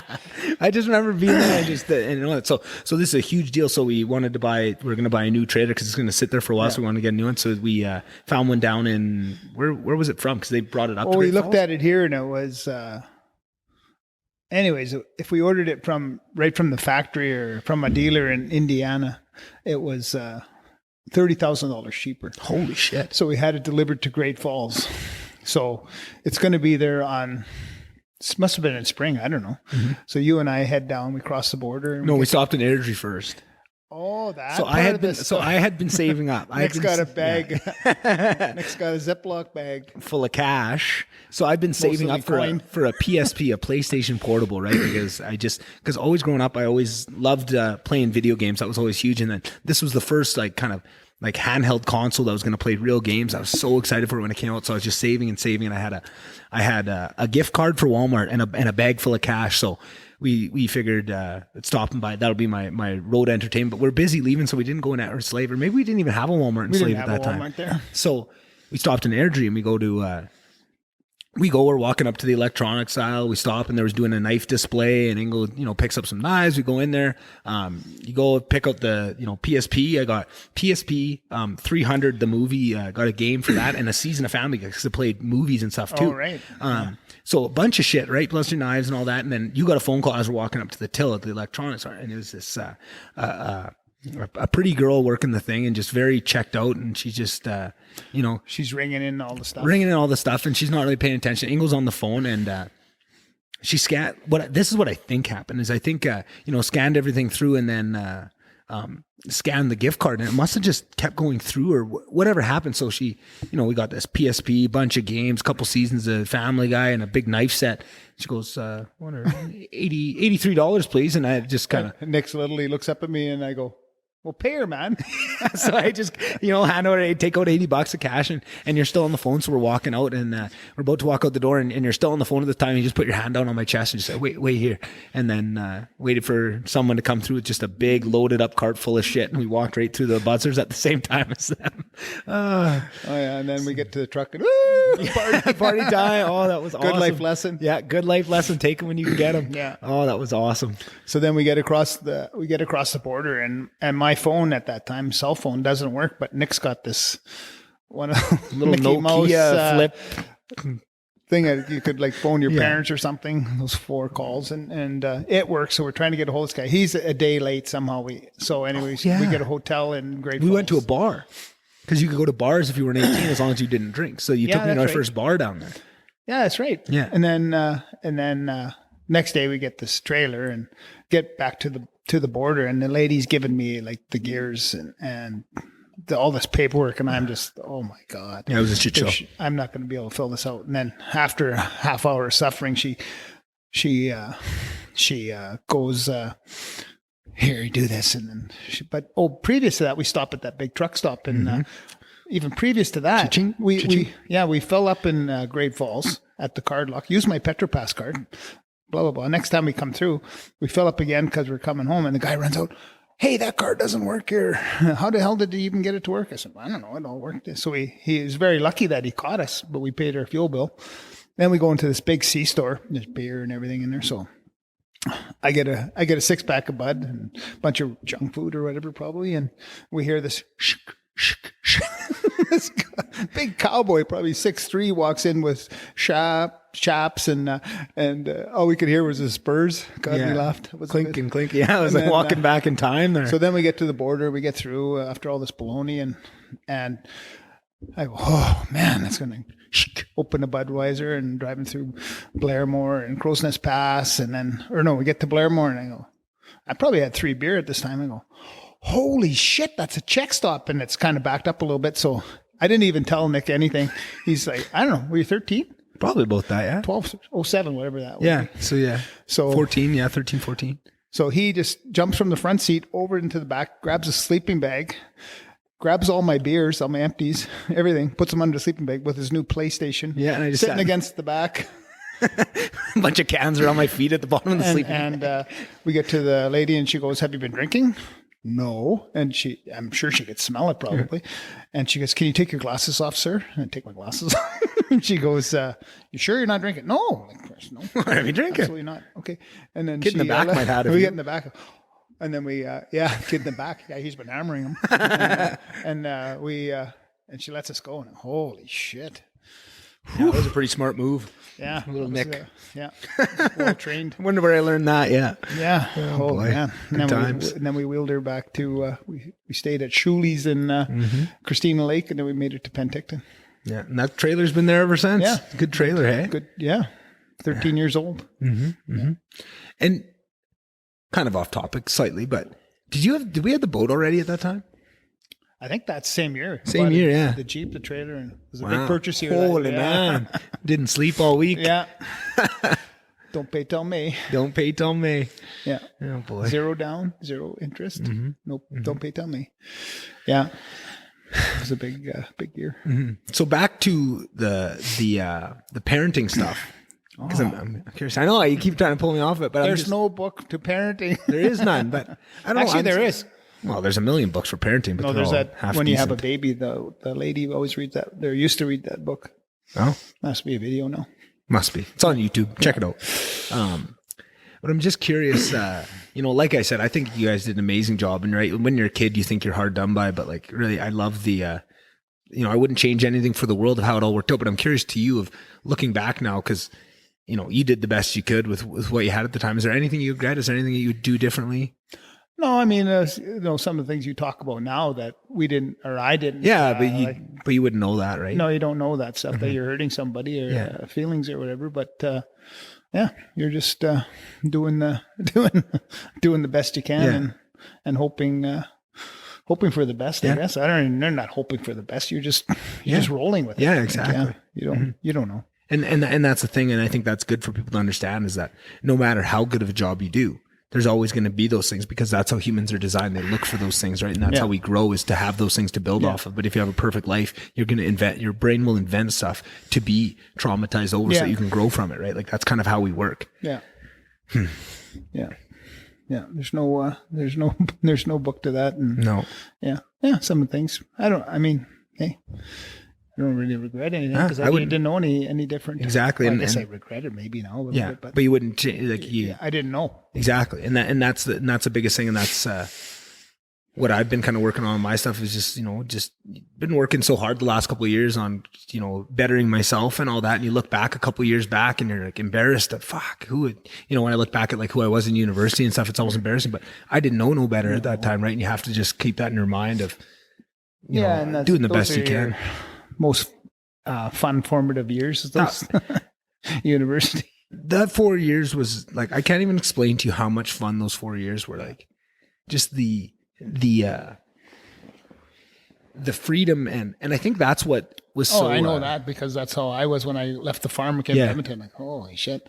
I'd buy a 2 liter of pop because I couldn't afford shit, and a big bag of chips, and I was on Clyde 9 cable TV. Holy Christ! Woohoo! Party time. What was your favorite shows and what were you binging? Oh, I don't even know. Hawaii Five-0. You couldn't binge because it was or not live. Binge it, but what were you? Oh, I don't. Yeah. Whatever was on. Cartoons. I like cartoons. Yeah. Because there was good cartoons back in those Looney days. Tunes. Bugs Bunny and all Bugs. Da-da-da-da-da. Yeah. Good times. Yeah. No, you couldn't binge stuff. And I don't know. Yeah, that didn't come until fucking DVD players, really. Maybe VHS is like seasons coming out on that. But which probably came... VHS, I mean.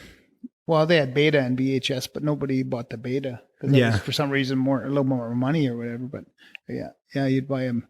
Go to the Blockbuster. Well, you remember doing that. Oh, yeah. That was awesome. That was the shit. Yeah. Where's that movie? I don't know. Oh, my God. We're going to have to pay $40. Yeah. I don't think we ever were big on the late fees. It happened so rarely, but then I'd go to the movie stores with my friends. It was all the time they'd have late fees on there. Oh, man. Yeah. I didn't think that. I don't know. I remember, so we used to have late fees on the account, but they were never a lot. It was always like $5 or something. But every time we'd go with mom, she'd go, "No, I'm not going to pay that this time." She'd leave the late fees until we went with you, and then you'd pay for them. Stiff me with the bill. Yeah, you'd always get stuck with the late charges at the movie place. And it was her. It usually was. Yeah. What are the kids? I remember every once in a while you'd let me rent an N64 game from that Blockbuster. Oh, that was big moves. Was it a Blockbuster in I think so. Because it was a private guy. Dale Conrad used to own. Where the Subway is now, but in front of the mall. Oh, okay. I don't even remember that. Oh, that's the one I remember going to all the time on the left side, like where Mary Brown's Chicken is now. Yeah. That's what it was. But I think it went even over. But there was that other one when you turned down towards Miller's on the left. It was a private one, like old. That's the one I used to always. Oh, like that rings a little bit of a bell, but I don't even remember like going in it really. There was one on Main Street too. That was there. That one lived way long after, right by the movie theater, in that little strip mall with what's his pickle? Port Barre Mall. Yeah, what's Buddy the barber there? Barber. What's his name? Fuck. Was it a Lebanese barber? Yeah, come on, the guy me and you went to for years and years and years. He always had the TV on. You watching sports? Wally. Jesus. I was just there not too long ago. Oh, he's a good man. I wasn't sure he was still there. Oh, yeah. He'd be watching TV, half time cutting your hair. Yeah, or be on the. He'd have sports on there, watching. He'd have the phone tucked in his shoulder like this, and he'd be just chopping away. Yeah. I didn't know. I went there for years. I didn't know he's a big hunter. Hey, man, I remember taking you for haircuts, and you'd be so mad. You could just look in the mirror, and you're looking at me like it's my fault. I wouldn't even say how to cut your hair. Oh man. Yeah, I don't think I ever liked a haircut once in my life. Actually, that one Courtney gave me in the quarantine wasn't too bad. Yeah. It took 3 hours, but we got there. Yeah. No, that's funny. I think I got 5 haircuts. I paid my clippers off for sure. Mm-hmm. Yeah. From Courtney. She was getting pretty good at it. Yeah. I didn't tell you you shaved my balls with those before she did your hair, but hope you oiled them. Oh yeah. A little self-oil. Yeah. Oh man. So then how many times? So then that was your big trip to Europe, hey? Like that one with Ralph. But then did you go back after that? I went back with Ralph, and then Dana and I went in 1992, and it was when what's his handle, went into Kuwait and stuff. That was the big news. Oh, so I remember drying my gonchis out, washing them, and putting them on a lamp, and something burning, smoke in the corner. My gonchis are on fire. That's funny. Just tidy whities back then, hey? Oh, probably. Stanfields. Yeah, Stanfields. Yeah. Uncle Derek still wears those. No, I know. I've seen them. Who hasn't seen them? That's funny. Yeah. Oh boy. Oh. So you went through the boxer brief revolution. Briefs, and then sacks for a while, and now either I'm on the Lululemon or the MeUndies. Yeah. Got to get them as a sponsor on here. Then you have to go exclusive. Yeah. Exclusive partnership. Oh, I would. Yeah, they're good. Mm-hmm. They're good. So one of the things I wanted to ask you about for this podcast is you've listened to me now 100 episodes, and one of my favorite things to talk about is emotional stuff and emotions and kind of the softer side of life. And I've noticed that's something you that's not your favorite subject. You kind of shy away from that a bit. And it's because I'm a softie. Yeah, I think you are, but that's curious. Like I'm a softie too. I know I get that from you guys, right? Like I'm a very soft guy, but it seems like you don't ever want to, like you'll say you're a softie, but you never want to show it, or you never want to admit it to the world or something. Like where do you think that comes from? Is that? I know. But I mean, we all joke about that we're a bunch of criers and stuff. Yeah. And like when Pups died, we had to look at the pictures. Yeah. It's like 3 takes. Yeah. Okay, stop. Yeah. Everybody. Yeah. And I don't know. That's just. Is that just growing up? Was that kind of because that's always been my guess? It's just on the farm. It probably wasn't a lot of time for talking about your emotions and that type of stuff. None of that. That's what I'm saying. No. And then what I'm finding even with us growing, like that was never even with us. Yeah. Growing up type of thing either, right? Like suck it up. Yeah, exactly. And that's something I see in myself is it's something that I think you'll know this very well is, me in pain and hurting myself is I felt like every time I get hurt as a kid, it would never be taken seriously. So I always ramped it up because that's what I felt like I needed to do at the time. But now I have like in Athabasca when you were at the soccer and it was raining, so you put your arms inside of your shirt and then you tripped and fell on my face. Yeah, couldn't catch myself. Yeah, exactly. Oh boy, here he goes again. Yeah, and I think you even warned me that was going to happen when I first put my arms inside of my jersey. Yeah. How funny would that have been to watch? Oh my God. Yeah, that was pretty good. I wish you had that on video. Big teeth. But yeah, because I don't know. Like I feel like that's one of my favorite subjects. I love getting into that and evaluating that stuff. And it seems like I know that you have those same feelings. You just don't ever really talk about them. Is that something that you've ever like thought about or like? I don't know. It just was never a talked about thing, I guess. Yeah. Right. And that's probably not just with us. It's just with everybody. I think that's right? a generational thing. Yeah. What I attribute that to is just, everybody's supposed to be a tough guy, right? Exactly. And Almi and Pups, it wasn't supposed to be, they had to be, right? There was no ifs, ands, or buts. If they weren't tough, they would die, right? Like if you didn't live that hard life, like they grew up in a time where it was hard scrabble. You had to fight for existence, right? And I think that's what grows that up. So then there's no space for that emotions at that time. So then when you're brought up with that idea of that. And then, I think that changes and transitions. And I think same when we grew up, right? But I think mom was kind of that emotional side. Like Oh yeah. Right. But like, so I feel like I got that mix of it too. But I feel like I appreciate that because I have that emotional side and I can talk about it and I can do that. But I also have a lot of you in me where I can suck it up and I can get over it. And there's times for it and there's times where it can't serve me. You can turn it off. And I feel very grateful for that. But I oftentimes wonder I know you haven't known anything different, but I wonder where that manifests in your life. Like how you'd be different if you did express that side more or felt more security to let some of those things out. Yeah. Deep question. I don't know. It's tough. It's tough to, I think I'm getting better now that I think listening you are too. To you because, whatever. It's just, it's out in the open and it's not that bad. And I think that's just growing with everyone in different times and changing. Yeah. And I think that for me was watching, because like when, the toughest part, when my dad's funeral was that day, oh, should you cry? Or look at a soft, he's crying. Or what a dink, he's not crying. Like you got this stuff, and you shouldn't be thinking about, are you crying? Or why are you crying? Are you not crying? Yeah. And like, there's nothing wrong with any of it. No, either way, it's good, but you shouldn't be evaluating yourself. Yeah, on, exactly. You're crying. Exactly. Or you're not crying. And that's, but I didn't cry. No. I know, but that's the thing of watching it, even at Courtney's wedding, of seeing probably the 3 or 4 days lead up to it, of you being so different over those 4 days because you could see the stress of exactly what's going through your head, of being forced into a place where you know that emotion, those emotions are going to come up and you're going to have to deal with it, right? Yeah. Even knowing probably you could have told yourself it doesn't matter either way, right? If I cry, it doesn't matter. But still, you could see you get pressured up over those days. You know, like when we went to the restaurant and we're let me read your speech. Let me read your speech, and I get like 2 lines in, and then give it to me. I'll try. You said, and but I'm another 2 line. But I'm admittedly, it's like I cry all the time, and I cry way more at happy stuff than sad stuff, right? Like music makes me cry, right? A beautiful song will make me cry, right? Listening to a podcast that something that like. I've cried on the pod. I get teared up. Just yesterday, Cody was telling me a story. On the podcast yesterday, and like I even got choked up, but I love that part of myself, and I think for a long time I was very embarrassed that, and I had a lot of not self-hatred, but just self-embarrassment about that softer side, and I was scared to cry, and I was scared because, and I think that was partially how we grew up, but I think also it's socialization, but I think it was at hockey and stuff too, because I still remember it was after one game. It was a game in Slave Lake in Arena 1 in the home barn, and it was at the end of a game, like maybe 30 seconds left. Vince Auger, he was getting into it with a guy, and a guy just went and 2-handed him on the back of the legs, right on the knees, right up the blue line.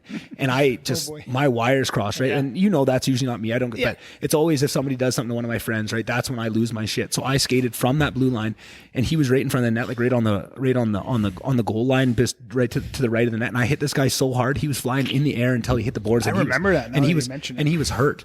And I got kicked out, and I came off, and I was crying because I was so mad. And then I also felt bad, but I was so embarrassed that I was crying in front of the team. And I just remember feeling so awful about that, and that stuck with me for a long time. Just how much embarrassment I had over crying, and I wasn't sad. It was just I didn't know how to deal with my emotions. I was so angry, and I was so upset over it. And I think I was mad at myself too for overreacting, because as soon as I hit the guy and I saw him go in and he went in bad, and it was like, oh shit, I shouldn't have done it, right? And then I felt all the guilt and stuff. But I remember that, it's just how awful I felt at crying in front of the people and just, sitting with that. And I remember thinking that, like, even recently, like in the last couple of years of trying to get over that stuff, just like, what was so bad about that? If you had to cry, you had to cry, right? And just, and I've come a long way with that, and that's changing times. But did I say anything? You didn't say no, you were fine at that time.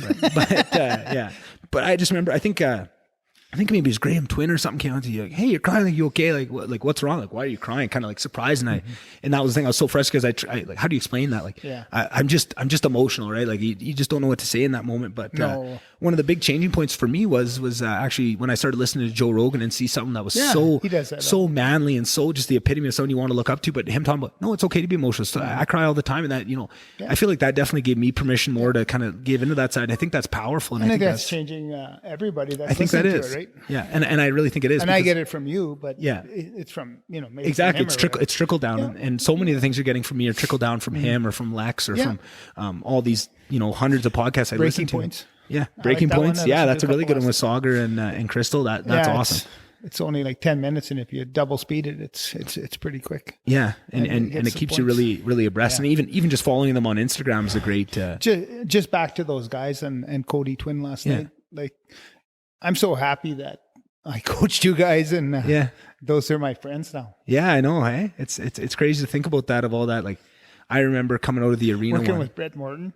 Yeah, Brady boy. Yeah, every time, Brett's out. We still say that to him, and he goes, "Oh yeah, I'd probably do." I said, "What?" I said, "This week." I said, "Brett, what did you think of us?" Because you were. I'd always have to tie your skates, and your.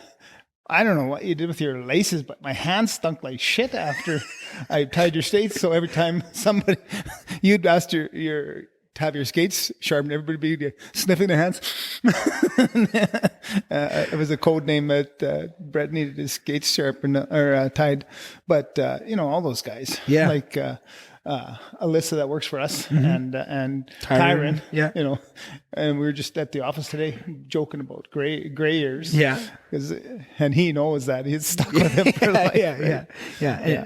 And that's awesome too. It's been fun with this podcast too, because so many of those guys that I'm buddies with too, but you know, a guy like Tyron has reached out and said, "Hey, I really enjoy your podcast. I could get something out of it." And it's like, that just means so much. It just, you know, I haven't talked to the guy in a long time, but just to know that they're still, you know, behind me. A guy like Matty Stab, he's been hugely supportive of the podcast since I started it, right? And it's just, it's so nice, even if you're not talking to these guys day in and day out. I said that to Matty. He was over fixing something, and I said, "Man, you got a bad rap. To me, you were always just he's a great kid. You were always very polite and like top shelf." Yeah, and.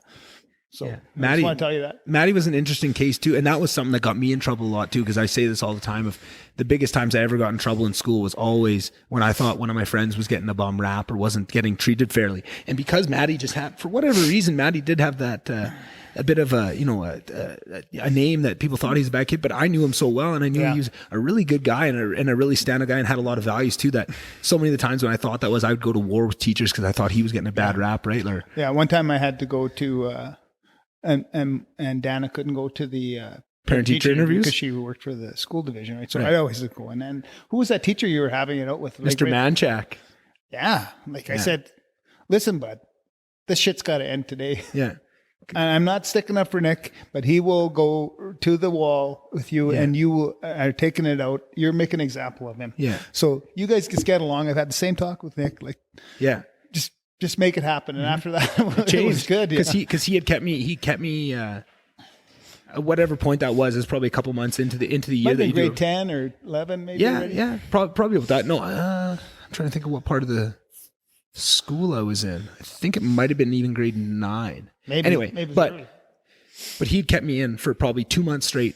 Me and Cody Miller were the two of them, right? Like he had him in a different class, right? But every day you'd get, you know, if you get in trouble during the class, I'd be held back. So like when everyone went for lunch, I'd have to stay for an extra 5 minutes as punishment, but every single day for 2 months. Right. And then after that, you had that conversation, and I probably deserved some of them, but you could tell he got it in and he didn't like, but that was a very impactful moment for me of just, I remember that very clearly. And I remember being so,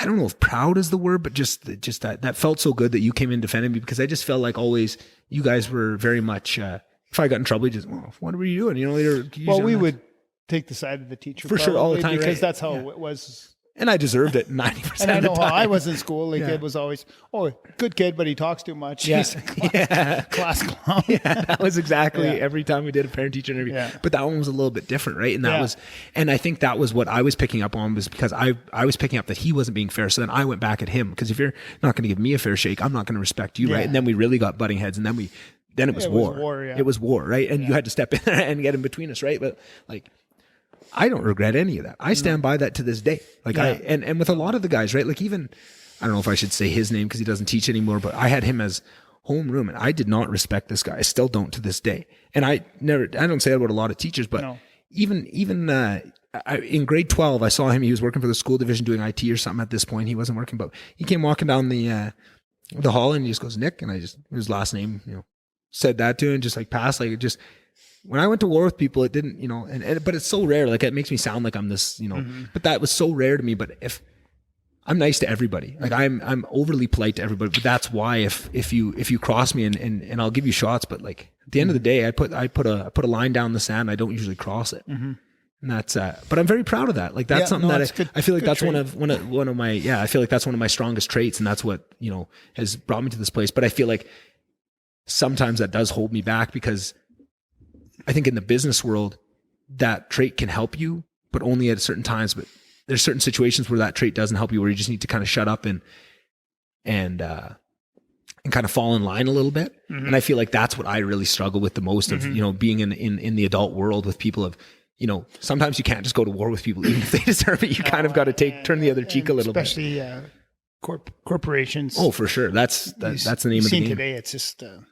It's a game of chess, and you throw your pawn ahead, and they move theirs, and it is. But they move too slow. But what's amazing to me is how you can play that game and be so unattached to it. Like I'm so emotional with it that I feel like me and you both have the ability to get to the right move at the end of the day, but you can go home and not think about it and it'll eat at me, right? Or I don't. It drives me nuts. Lucky. Yeah, and that's were you always like that, or was it when you, or is that something you kind of learned over time? No. Because some things eat me up still, but yeah, like and I also always say somebody will bring somebody up, and it was a bad thing or whatever, and somehow I block it out. Yeah. Oh yeah, I forgot about that. Or, oh, that guy. Yeah. No, thanks for reminding me. Yeah. But yeah, I just block that. It's a pretty lucky trait to have. It is, yeah, because I think that's what allows you to stay in that business that long and do all the things that you accomplish like that without going nuts. Because like I feel like it's pulled me to pieces a little bit at times, right? Like to try and I don't really hold a grudge. Yeah, I mean certain things, but I'll just try and move forward. Yeah, it sure helps. Like it sure is effective to have that. Like. Mm-hmm. Oh man, you're pretty far behind on the Grey Goose. Sorry. I'm just trying to be a good, gracious host here. Just trying to keep the. What would Joe Rogan do? Oh, he'd be already three deep right now. Yeah. Well, that's what I was thinking. I mean, we'll have a little Grey Goose on episode 100. Maybe have to have on 200. We'll smoke a little weed. Oh boy, I was thinking that on the drive over. I was like, I wonder what he'd say if I pitched that to him. Get some chips. I'm curious. What is your drug history? Not very, not very much. So even now that it's legal and maybe it helped me sleep or whatever. That's no draw to you, right? Nothing, no. I heard a story once about you on the farm going out to a party and doing mushrooms. And no, never. I didn't know. Honest to God, coming from the farm, moving to Edmonton, I could smell more marijuana or whatever, but I wasn't introduced to anything until hit Slave Lake and then full on saw everything. Holy shit. Like I don't know, I mean, I seen like everything except not heroin, right. But the cocaine was very still prevalent. Is to this day. No, it's everywhere. And I've just tried mushrooms. It was hilarious. But it wasn't on the farm. Wasn't on the farm. Okay, because I heard it. So this is the story that was told to me, is that you guys did mushrooms, went out to a party, and we're coming back, and we're going from ditch over the road onto this ditch, and up on the road onto this story. Ditch. Is that something else? Mushrooms. What was that? Well, it was booze. Yeah. Well, what's that story? Maybe start there. I had a brand new truck, and we this person who will listen, and we stopped in Martin River to wire this guy's shit house. Yeah. And we never got that far even into it. And he cooked steaks for us, this Rennie Gullion. Yeah. I don't know if you know him. And anyways, Brad Stanglin, he gets his steak, and I'm telling you, it wasn't on a minute. And he's flip it over, and he bit into his blood everywhere. And I had a brand new pickup, and we're driving home. We're listening to Garth Brooks' Friends in Low Places, and he's driving from one side of all back to Slave on either side of the oh my God, it was bad. Because he was a teacher then, and then every summer for 2 or 3 years he'd work for Nipissey. Mm-hmm. Oh God. Oh boy. Yeah. That was great. Brad came over. Brad came over for Nipissey in the summers. Oh yeah. I didn't know that. Make some cash. Oh, that's hilarious. Yeah. Oh, well, I'm supposed to have him on here in the next couple of weeks. I'll have to ask him about that. Oh, the old Nipissey stories. God, that guy's full of them. Yeah, Russ from the bus. Yeah. We're building this service and it's pretty far. Like I'm thinking almost to Claudio's house here. Oh, almost to Claudio's house. And this guy, they get into a little argument, and he picks up this Russ or Bryce, I can't remember. But this guy's, I think it's Russ. We call him Russ from the bus because he lived in a bus. So he picks up the guy's tape measure, a 20-foot big tape measure, throws it from the lease, hits the highway, and the thing comes all uncurled all over the highway. Oh, God. Brad had a bad temper. Yeah, you've told me that. I don't think I've ever got to see it myself, but I've heard about it. Oh, that's funny. Yeah. Well, I think there's one more Brad story we got to tell while he's on the menu here. Huh? On the agenda? On the agenda. Can you maybe tell the story of, because this is where I first heard about Brad's temper, was in regards to his car. So he's got this 1970 GTX Roadrunner. Him and his dad are restoring it for years and years. Sweat, and only he brings it over. He goes, Ingo, all I got to do is put the stripe on it. And yeah, and back then we had this rough old computer. I don't even know what it was, down in the basement. And Mom comes down. Ingo, can I see you? Oh, that's a stiff one. I'll catch up. And so I go there. She goes, I just backed into Brad's car. Oh my God. So I ran out there and I go, oh my God, you ran into it. You hit it from the front wheel and you sideswiped it all the way to the back wheel well. So Brad's got this bad temper then too, right? So he's working on the computer because he knew how to work the old DOS back in the day. And I go, Brad, and I think I remember even rubbing his shoulders going, Dan, I just hit your car. Just hit your car. And she took off because she knew it was, you tell her to go for a drive, eh? Yeah, you better get out of here. Brad, this is bad. And he goes up there and he goes, oh my God. And he got these red patches all over his neck and he's pressuring up. And then I got to leave. And he went home to his dad and they both cried because they had all this work. And I think it cost me like $7,000 to, and they had to find parts, a door. And then there's still my van that was all torn up on the back up panel. from where like she backed out of the garage and like, you think you'd stop after a foot of carnage, but no, you gotta go. Stiff. You gotta go. 10 feet. Yeah.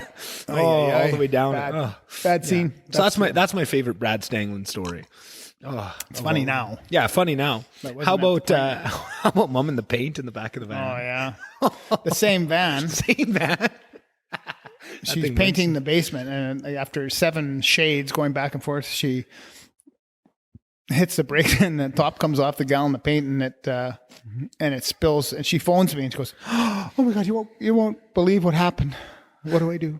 This paint spilled all over the van." I said, I don't know, I better start scrubbing. And I hung up. But she got every ounce of that green paint out of there. And, that's amazing. I mean, the car smelled of turpentine or whatever. Yeah. Couldn't smoke in there for a while. Oh boy. Yeah, it was bad. No, it's funny. Yeah, we got a lot of mom stories. I don't think I'll ever get her on here, but we can tell them for her. How about when she took your golf clubs down the road dragging? But that was a good thing after all. Because you got new clubs? Yeah, because so one morning I'm wherever I am, and Clayton phones me, goes, Ingo, Dan is dragging your hockey equipment down the highway or down the road. Holy shit. So thanks, Clayton. I'd phone Dan, and she miraculously answers, and she goes, stop, you got my hockey equipment hooked underneath the car. And she goes, oh, good news, it's just your golf clubs. But she snapped every head off of my, so I got new clubs out of it. Did she pay for them? I bought new clubs. Yeah. That's funny. You got permission to buy new clubs. Yeah, we've had lots of fun with that thing. Yeah, she's backed over my little pedal car skates when and those skates are such a shit show. Those figure skates. How many hours do you think we put into the freaking figure skate shit around Edmonton? Because remember, you can only go to a certain place to get them sharpened. Pro skate. And you'd have to cook them. And like you buy the boot, and then you had to buy put the blades on. Why couldn't she just play hockey like a normal person? Yeah. Oh man, I can't skate backwards like her, man. Oh, she can skate backwards. I know. I think she could beat us both in a race backwards on skates still to this day. I might take her because I got longer legs. But I think I could still do the spin better, maybe. But yeah, I'm a pretty good sow cow man myself. Oh, yeah. Done a few sows. Sow cow. Speaking of sow, so how? Just to tell people about the farm that you grew up, like what kind of farm was it? Like what? How did you guys make your money? What size was it? How many head of each animal did you have? Well, back in the beginning, they started milking cows, and I don't think they milked a ton because you had to buy a quota for milk, and they would separate the cream from the milk, and you take like a cream can, like I have at the front, and you take it to the creamery. God, it couldn't have been that much money. Like you take two cans of cream into the creamery every day and you get a check.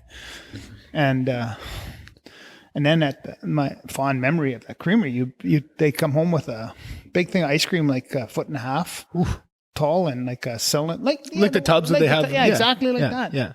And they'd bring ice cream home once in a while. That was, but man, they had to work hard. So then the milk would just go to the pigs, and you put it in a trough with some chop and make slop, they called it. And pigs would just go bananas over that. Pigs will eat anything. Oh, even boots. People. Yeah. You got to be careful. Ask Robert Pickton. Well, yeah, no shit. But isn't that one of those things where, like, I think there's some crazy amount of people die per year falling into pig troughs in the States? I'm pretty sure it's something crazy. Well, we had lots of pigs, and if you went into the bigger ones, they would take a pretty good chunk out of you. Yeah? Oh, yeah, because they're hungry. Like, yeah. The noise, you can't even explain it. Yeah, you told me that. 300 or 400 pigs in a barn, and you come in and turn the lights on, and it's feeding time. Oh. It's such a high-pitched scream for them to get. No wonder my ears are ringing. Or I got Mommy the tinnitus. Was deaf. Like, it's, Huh? Yeah. Oh, I'm sure the listeners are going to love me. Yeah, so we had, there. we had, and we had everything, cows and yeah. So they're, but at the end it was primarily pigs, turkeys, chickens, you name her. Yeah. Big garden. Pretty self-sufficient. Yeah. Yeah. Yeah. Is that where you still got your love of gardening today? I do it kind of as a homage, and for Mom's dad too. Yeah, because he was a big gardener. He couldn't believe the dirt we had. Oh my God, that soil's so good. Yeah. He was quite the interesting guy, hey? Oh, very. Tag? Yeah. Yeah. What's your favorite tag stories? Yeah, very modest, hey? He did some crazy shit in his life. Hey, Ingo, did I ever tell you I was in the 36 Olympics? What? Yeah. And then as soccer and backup on the gymnastics, like 2 sports, are you kidding me? Jesus. And then did art under and then did I ever tell you I worked under Picasso? And then I'm thinking, you're getting pretty old here, bud. That's bullshit in my own head. So I Google Picasso, and sure enough, 1970s. Wow. What else? And then all the backdrops he painted at the museum in Edmonton and made this big. And then talked about Peace River. He goes, hey, you ever see that wild rose on top of the bridge in Peace River? I made that sculpture. Or the museum in Edmonton, the old one, there's a sculpture when you walk in, which I can still picture today, a big metal. Yeah, I did that. Jesus Christ. Wow, eh? Wow. Yeah. Very talented artist. Mm-hmm. Yeah. And I... the Olympics one, though. Yeah. Well, I think about this often of... it's kind of a touchy subject because it goes into some things that have been... historically kind of a taboo subject, but I just think there's a lot of power in lineages. And I just feel like I come from good stock. And I feel like that's kind of a icky thing because it kind of, brings up a little bit of, 1940s Germany kind of thinking of that stuff. But just like, I just feel like I come from, like, when I look at Ami and Pups, they're just amazing people that have been through so much. And then to hear that stuff, just like who Mom comes from, that same thing of just like coming down. And that's, I think what gets and me. her mom too was pretty. That's what I'm saying. Like of just all these people of just like, wow. Moved to Hawaii as a nurse. Yeah. Yeah. Wow. Like that's what I'm saying. Of like, I just think that goes back. And I feel like, for all the pride I have in who I am and what you guys build, I feel like also just a big piece of that goes back to like some of that is just out of the box of like, the intelligence and the drive and like the passion, all that stuff. Like I feel like so much of that goes back to just that of like, I'm just lucky to be who I am, right? Like not as much as like I would hope that more of that would be earned than it is. But I think if I'm honest with myself, so much of that is probably very just lucky genetics and lucky to be who I am with who I have. Lucky that I'm your dad. Exactly. Yeah, exactly. That's where you get all your brains from. Yeah, Actually, probably more from Mom. Yeah. You guys are both smart, but I think you guys are both smart in different ways. Yeah. But I think I've taken both of your smarts of kind of your business smarts and her smarts. Mm-hmm. Yeah. I often call Mom the smartest dumb person I know. Like she's so intelligent in some ways, but I feel like I can say that with love because that's me too. I feel like the perfect way to describe me. I'm such an airhead and such a goofball, but I'm also quite intelligent. But it's hard to explain to people. Like I'm an idiot, but I'm also quite smart, right? Like, but I love that in myself. Of just like I'm smart enough to get around, but I don't take myself too seriously. Mm-hmm. I said that to her this week. I said, with you working at home, I've got a new appreciation of how good you are at your job. Yeah, and she looked at me. Are you serious? I said, yeah, that's a compliment. Yeah. It's tough. It's tough, hey? Yeah. Lay the compliments on. Yeah. Yeah. No, I think she is. And I just, no, I always thought she was really good at her job and everything she does. She's very talented at it, right? And I feel bad for Mom. She gets we have so much fun picking on her in our own way, and she just takes so much shit from us. We took it probably too far. Oh, I mean, so many times.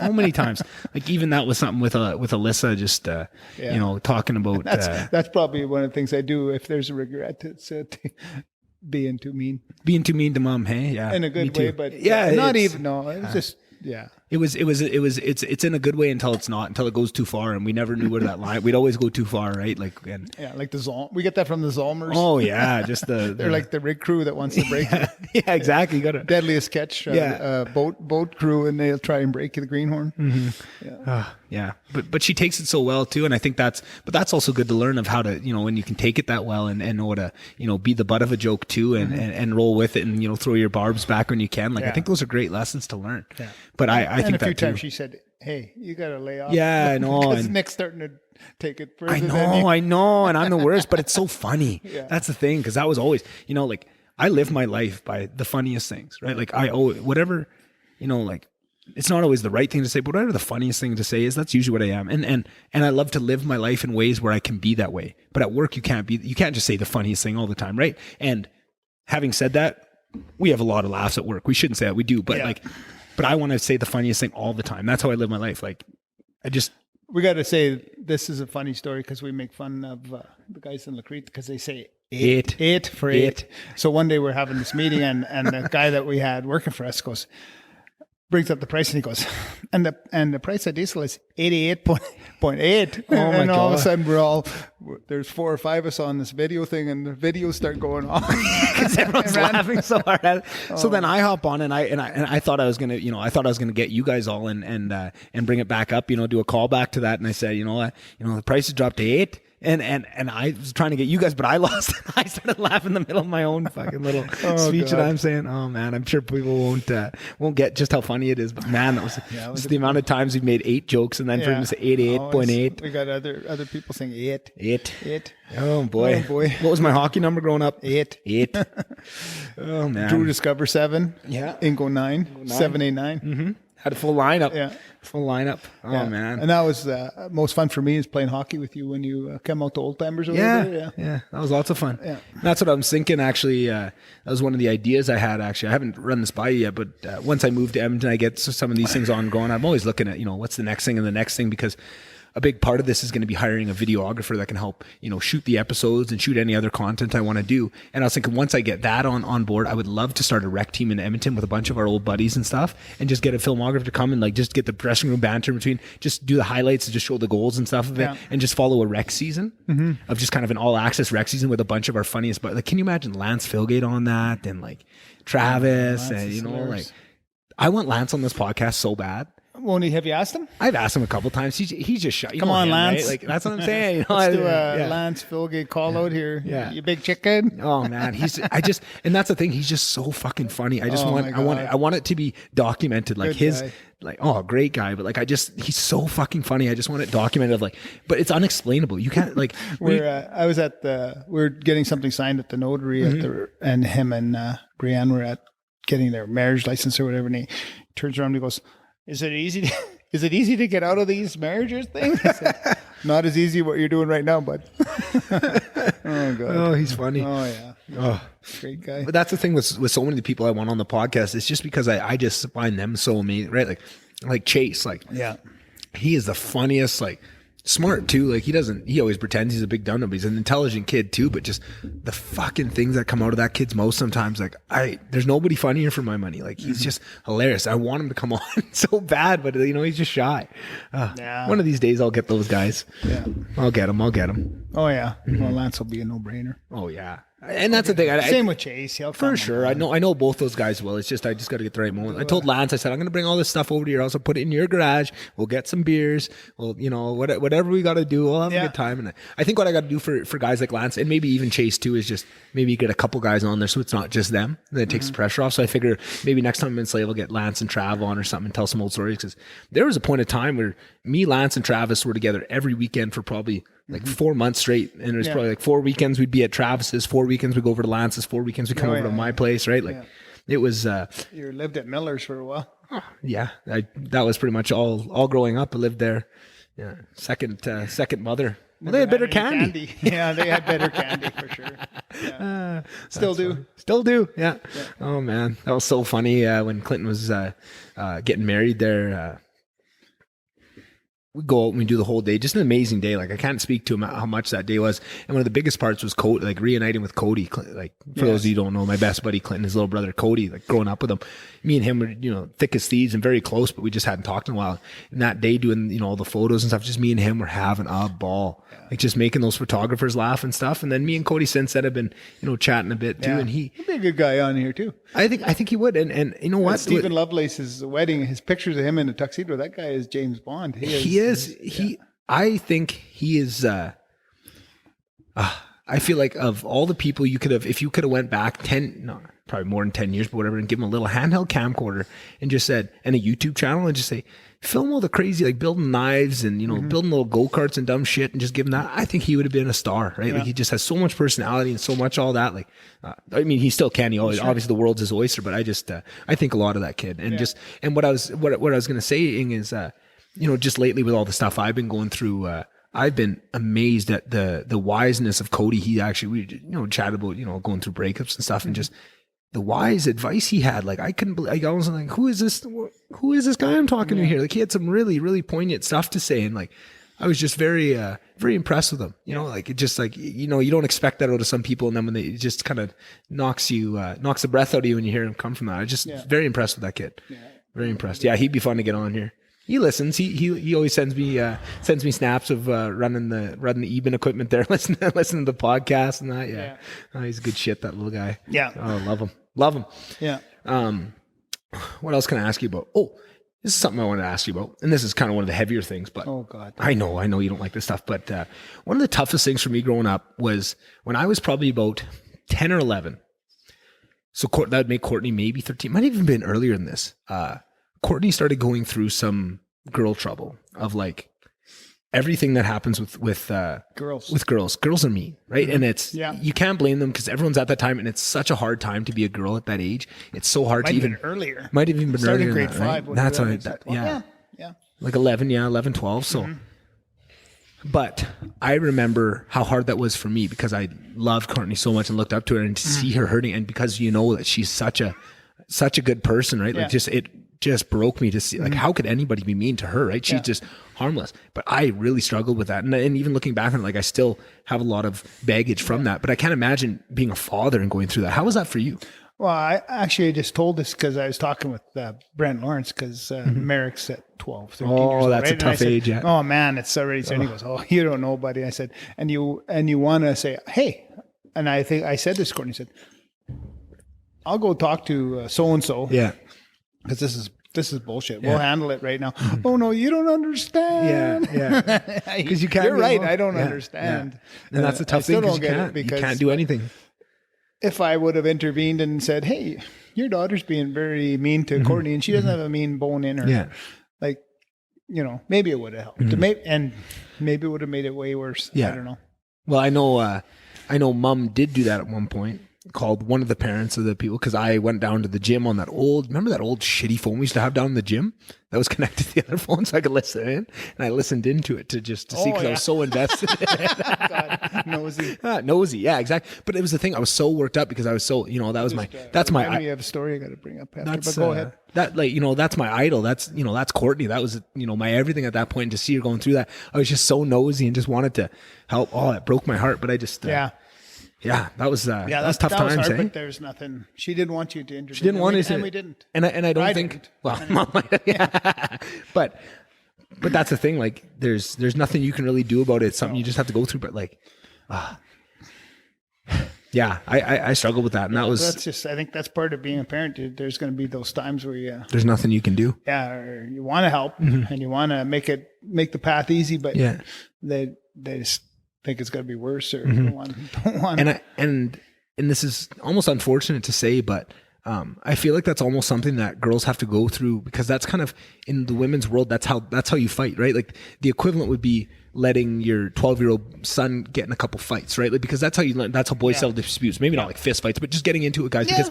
But with girls, that's kind of how it's more covert. It's more, you know what I mean? And you kind of need, it's mean though. It's so mean. Oh, I remember that. Like, God. And to know Courtney and just to know that there's no, like, absolutely not a mean bone in her body, and to see her go through that, it was just crushing. Yeah. Oh, that was tough. Yeah. I still remember that, like, and very viscerally. Yeah. Hopefully those people feel the pain now if they listen to it. Hopefully they do, but I think, Probably not. but that's the thing. But I think with girls, everybody's going through that. And like what we saw with Courtney, I'm sure all those people that were being mean, they were just being mean because that same shit was happening to them, and everyone's just passing the buck, right? And it's happening to them, so they do it to other people, and that's kind of how you find your pecking order. And you have to have compassion for those kids in that point, and right. And that was something for me because she's still, lots of the people that were hurting the most were her friends, right? And she's still friends to this day, but like for a long time, I struggled with that because Courtney might have forgiven them, but I hadn't, right? Like it was still war for me because like, and it was just, but can you think of any equivalents with me of stuff like that where it was tough to watch? We never really had anything where we wanted to intervene. Right? Yeah. Not that I can think of, like off the top of my head. Drew would always be in trouble. breaking stuff, and God, that guy, I just love him to bits. No, me too. He's such a good man. He's so intelligent too. Oh my God, like he's so smart. When we, I don't know when this happened, but at some point in the last couple of years, we kind of, Drew was working in the shop and doing that, and he kind of transferred into the operations side. And that I can't remember when it was, but there was one meeting where we brought Drew in, and with our usual kind of answers group of the higher level people in the business. And it was so refreshing to have someone like Drew who's giving good ideas. Because I feel like a lot of times, sometimes in those meetings, I get frustrated because it feels like I'm the only one talking and stuff, and I'm the only one putting ideas out. We brought Drew in. I was like, holy shit. Like, like I always knew Drew was intelligent, but I didn't realize like how, like he is a fucking rock star. Like when you compare him, like where he sits in the company, he's awesome, right? Like, and that was a huge thing. I think I was really struggling at that point because I felt that, and that was almost bought me, another 6 months, a year of sanity, because I had another player in the game, right? We had another guy on our team that was capable. And I think you and Barry knew that because you got to work with him every day, but that was the first time I got to work with him in that sense. And it was like, wow. And just almost, it's funny to say it because he's always older and I always looked up to him, but almost like a sense of pride and to see him doing that, to see him, like step into that role and do so well with it, and just really, like it was made for him, right? Like he just fits right into it so well with his, he's so personable with all the guys and stuff, and be able to walk that, but he can still be hard enough to, he's got a hard edge to him. But it works out perfectly for what his role is. Like he's awesome. Mix. Yeah. It's a good mix. And I was so happy about it. But what gave me even more pride was hopping off after, and Amy didn't know who Drew was. So that was the first time Amy got to see him. And she was like, oh man, that Drew. And I was like, yeah, he is, right? And just to hear, it was almost like hearing her like almost gush over what it was like to have Drew. I mean, it was almost like just me being proud of, like I got to feel the pride of him. It was like, like that. It's very, even as a mechanic, he was top shelf. Yeah. And now it's top shelf plumber. The stuff that he does is just, he's awesome. Love working with him. Mm-hmm. It's fun. Yeah, it's fun too. Yeah. That's a nice thing about working with guys. Lots of fun. Yeah, you do. He's in the next office over to me now, in Kyle's old office. Right. Over there. So, yeah. Do you guys got smoke signals through knock signals through the wall? yeah. I'm in his office more than he's in mine. Yeah. Yeah. Yeah. Well, that's good. So no, that's good. One thing that reminded me of that story, I don't know why, but Courtney, remember Christmas concerts? Christmas concerts. What comes to your mind? Try not to laugh looking at you out on the ground. I always say, we're going to the Christmas concert, I'm going to make you laugh. And you would try not to look at me. And then we'd make eye contact. And you would just start laughing. Oh, God, that was fun. I could not, and that was the other thing, is I hated those Christmas concerts because it was so embarrassing to be up there. And you knew that too. So I didn't want to be up there. It just felt silly. Like, this is so stupid. We're forced to do this. And then look at you. I can do you one better. How about when we had to go get passport photos done at Costco that time? Oh, yeah, that was a funny one, eh? Wow, I forgot about that. Oh, Jesus. We had to walk away. Late at night, yeah. Oh, we couldn't do it. And the chick's getting frustrated. Like, people keep busting a gut. Or COVID tests in oh my Arizona. God. Okay, let's. I think we might have told that story when we talked about it. But I think we got to retell that one just in case people hadn't heard it. So we landed in Phoenix. We went first morning. kind of roll out for breakfast. Yeah. And So we had gone to Phoenix during COVID. It was the first COVID Christmas, I'd say, right? So we had kind of it was a year into it at this point. And we rolled down there, and we're being very smart about it, right? We wore all our masks going down there, but we still wanted to be smart and to get a test just to make sure we had we weren't out spreading it or nothing. No, the first we wake up and we get a call. Right, that's what it was. Liam's Right. positive, and it was just after. Oh my God! Yeah. So Because Liam was working in the COVID unit at that at point. the Royal Alley. Yeah. So then we go on.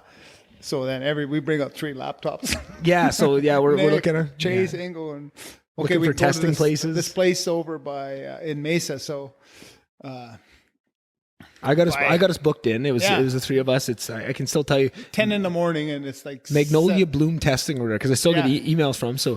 So we roll up there in the old Lakota, and it's one of those drive-through things, and 2 cars ahead of us, and we're all kind of nervous too. And this was at the time where nobody was getting tested at that point. It was so rare because it was still kind of early in the thing. So like none of us had ever been swabbed at the nose. I mean, I heard these horror stories, so we're all getting kind of nervous. And Ingo's in the front seat, Chase is in the passenger seat, and I'm behind Chase on the right side of the thing. And a screener chick comes up to us, and Chase go before we get up to the screener chick. Chase goes, I want to go first because I don't want to see you guys I need to go first. So we're like, okay, whatever, like that's fine.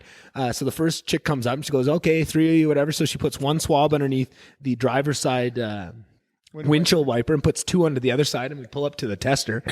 And she rolls around to my door. Yeah, so she goes to Ingo first. So I roll the window down, and she goes like head back and way up there, like way. And the both, funny was it both sides or one? I think just one, but she had to get up there. But the thing was you pulled back when she went up there just instinctually, right? So she had to go again. And me and Chase start laughing at it because it's just looking at you go. and then you start laughing while you're getting it, right? And then it just ramps up because then as soon as you're done, we're all laughing, right? I'm crying in the back already, right? And then you're laughing. And once me and you get going, it's game over.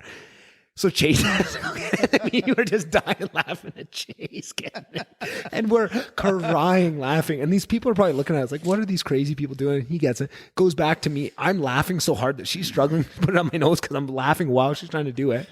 So we're laughing so hard. As soon as they unswabbed us and like we pull through, we had to go pull over in the parking lot just for 5 minutes just to laugh because we couldn't drive. We were all laughing so hard. Oh, I don't know what it was. That 20 minutes after we left there, we had our results. Yeah, it was perfect. And you wonder why they couldn't have the little drive-in thing like that around here where you just go in and everywhere, right? And who said that months ago, probably over a year and a half ago? This is one of the things I'm so proud of having this podcast is having my position on all this stuff documented at timelines along it of chronologically. Like I'm so proud of who I was through this whole pandemic, where I've stood and how proven right I've been along the way. And what pisses me off is how people still question so much of like the stuff I've done. It's like, well, haven't you been looking at how often I've been right and they've been wrong on this? Like, but whatever. Yeah. That's not something we need to get it down. Yesterday I had to get tested again because I'm going to Phoenix, right? Right. And it was up the nose. Did you laugh but he again? didn't go that far. No, but it's just so it's just weird, right? Yeah. And your eyes are watering or whatever. I didn't mind it too bad. Once it was only $40. And then back to that other story. When we leave, we go to this place, Swirl Bloom, the next place to get our test for the way home. And we go to that place in Mesa, and they said, "Hey, if you guys go to Scottsdale, we'll make sure that you're okay." So we drive up there. They said Scottsdale. You need to have within 72 hours of your flight, you need to have a negative COVID test, and we thought that meant. You just have to have the results within 72 hours. But they said you have to not only take the test within 72 hours, but have the results back. But all the results were saying up to 72 hours is how long it takes to get results. So we go there and we say that before we take the test, we say, are you sure this is going to be results before our flight? Because we're kind of hooped. There's no sense in us doing that. And he said, well, if you go to like the head office where they actually do the testing, well, for sure you'll get it back so we drive all the way out to Scottsdale, was it? Yeah, old Scottsdale. Yeah, which is, I'd never been there before. Beautiful kind of place. It's really nice. I actually really enjoy it. I'll have to go there again. But they just give them to you, you do them yourself. So I'm up my nose and he's, you got you went like a quarter inch up your nose. I was touching my. But at that time we had heard these stories of if it's inconclusive, they just mark you as COVID, right? So they just say like just quarantine and stuff. So we were all worried about it coming back inconclusive. We may just shove it up even further, give it a twist. Oh God. Oh yeah. Good times. But that trip was so much fun. Oh, Just yeah. every night you go. So we'd usually get up in the morning, book a tea time, hit the pool, go out golf 18 holes, come back, make some sort of dinner, hop in the hot tub. Not chicken. Yeah, we had this chicken that was sat in the fridge the whole trip. Ingo recommended us make it every night. Me and Chase just weren't having it. We want something else every night. But then we'd hop in the hot tub, that little 3-man inflatable with us 3 big men in, just overflowing the stupid thing. Sit there, and every time a plane would go over by, because you had that app that would track which planes, and Chase loved to get you. There was hardly any it. planes flying back then. Oh, it's still now. Right. It's very. But Chase would just love getting you fired up about it. He still says this every time he sees a plane. Where's that plane going? Right? Yeah. He just loved getting you excited about it because you were so excited about it. And then remember he was trying to wheel that one girl. Give me your phone. I'll text her. No. That's a different story. He wasn't trying to wheel anybody. You wanted to live vicariously and wheel for him, and he was having none of it. So all night was you trying to convince him to text girls so that you could. I was all for it. I loved it. I thought it was hilarious. But then what we do? So it was golf, dinner, hot tub. Then what? What did we finish the nights off with? Oh no, yeah, we'd watch Australian Survivors. So we watched a couple seasons of that. Unreal. Oh, that was so much fun. That trip was awesome. Yeah. Oh, such a good house. I can't wait to be there tomorrow. Oh, yeah, you're going to Phoenix tomorrow. Yeah. So in 2008, when everything crashed and the financial crash and the housing market went to shit, what made you guys decide to go down to Phoenix? Like, was it just, had you just heard about crazy deals? We had been to Phoenix the year before on one of our Petro-Canada trips where we pick a place, and so it was our turn to pick, and we picked Scottsdale, and we had this resort, and we golfed a few places. We went to the Wrigley Mansion, which is Wrigley Mansion, like Gilmore, like that Wrigley family, and they got this mansion. We had supper there, and Cliff Scubin tried to punch out Danny Lubitsky. What? Yeah. It was a really bizarre night. What else did we do? Yeah, we golfed and we went to a NASCAR race and action packed. Oh my God. And then I don't know what else we did. I'm gonna have to hear that story next later. Next year, we thought, this is. Anyways, so we bought this. We bought this house in sight unseen.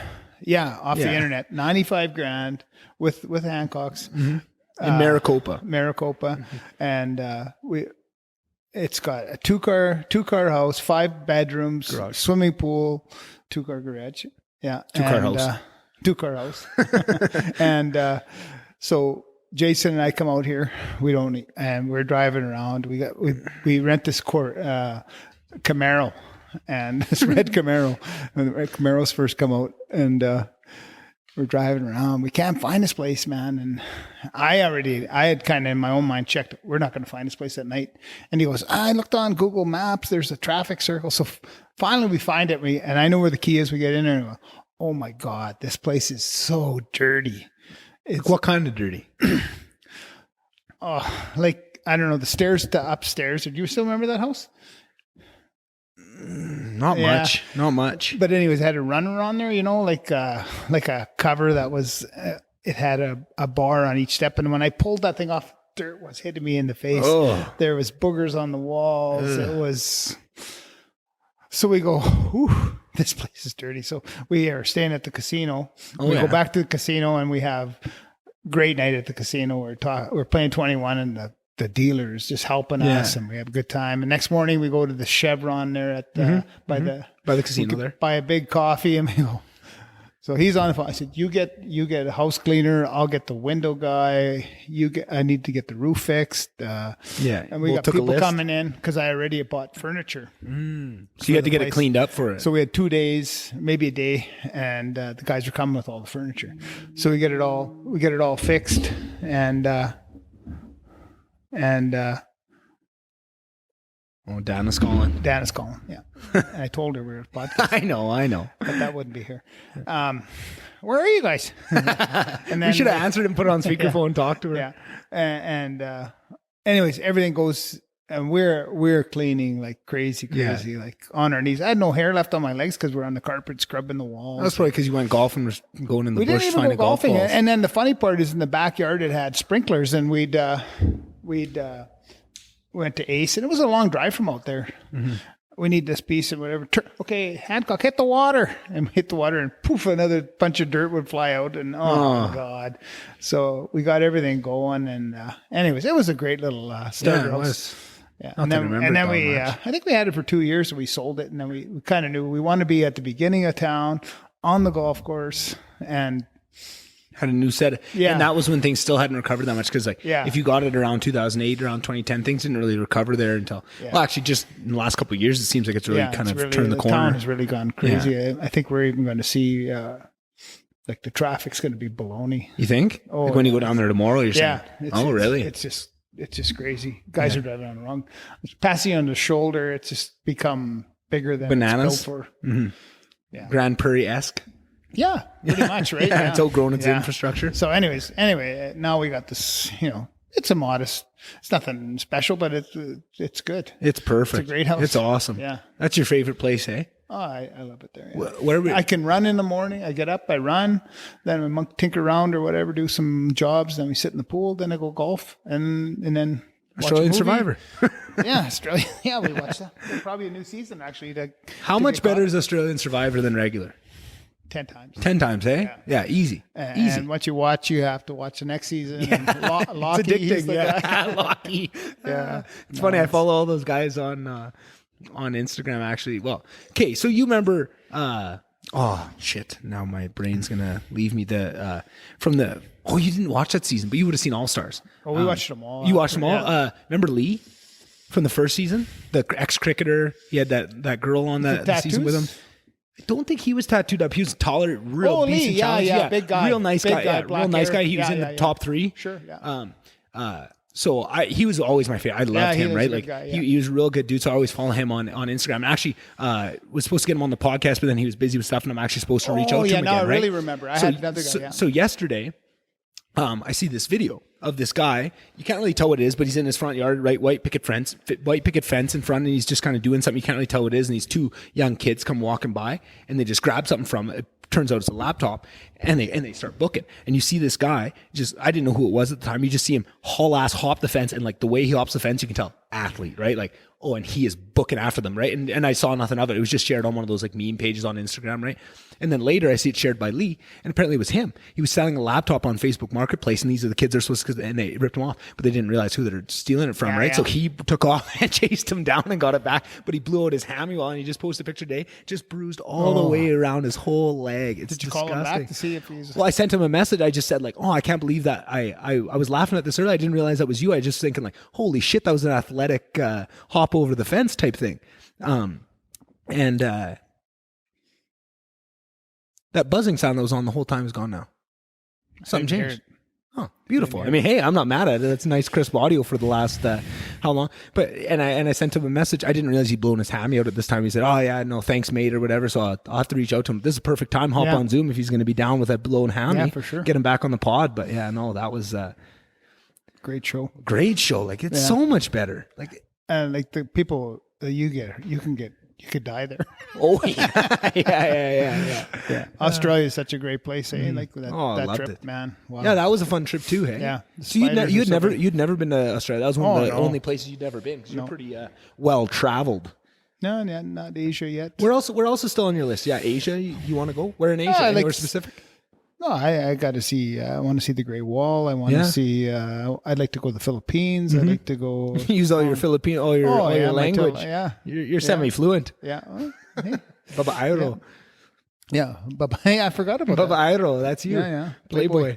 Yeah, I forgot about that term. Man, I love that term. That's my favorite Filipino word I've ever learned. Yeah, I forgot about that one. The Philippines. Yeah, no, people are so friendly and nice there and happy. They're great. I think it'd be so much fun there. Mm-hmm. Anywhere else in the world that's kind of calling to you? I'd like to go to Russia, like that. Me too. That last trip we did, the last trip when we went to the Oilers home opener there in Sweden, like, we were very close. How was that trip? I want to hear some stories from that trip. I feel like I've only gotten the PG version of that. Yeah. No, I mean. So where did you? So you fly in there. You land. Where do you? So land? we fly to Copenhagen from Edmonton through.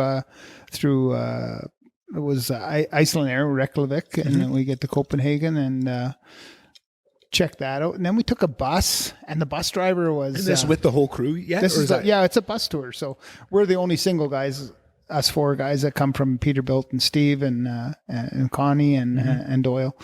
So every night we'd go out, and then all these other guys would go, because they're with their wives. Oh, hey, what'd you guys do last night? Living vicariously. Oh God, it was bad. Yeah. It was bad, and we just we got hammered.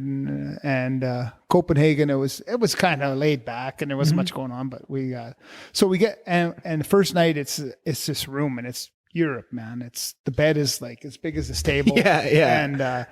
And I'm thinking, holy shit, this is going to be like this for a week. And then Stevie is a big guy, and he goes, this is bullshit. So he rents this other room over at Steve at the Radisson or whatever. And we get home at 2 or 3 in the morning, and he says he dives into his big bed, and it's just 2 beds pushed together. So they split and he falls on the floor.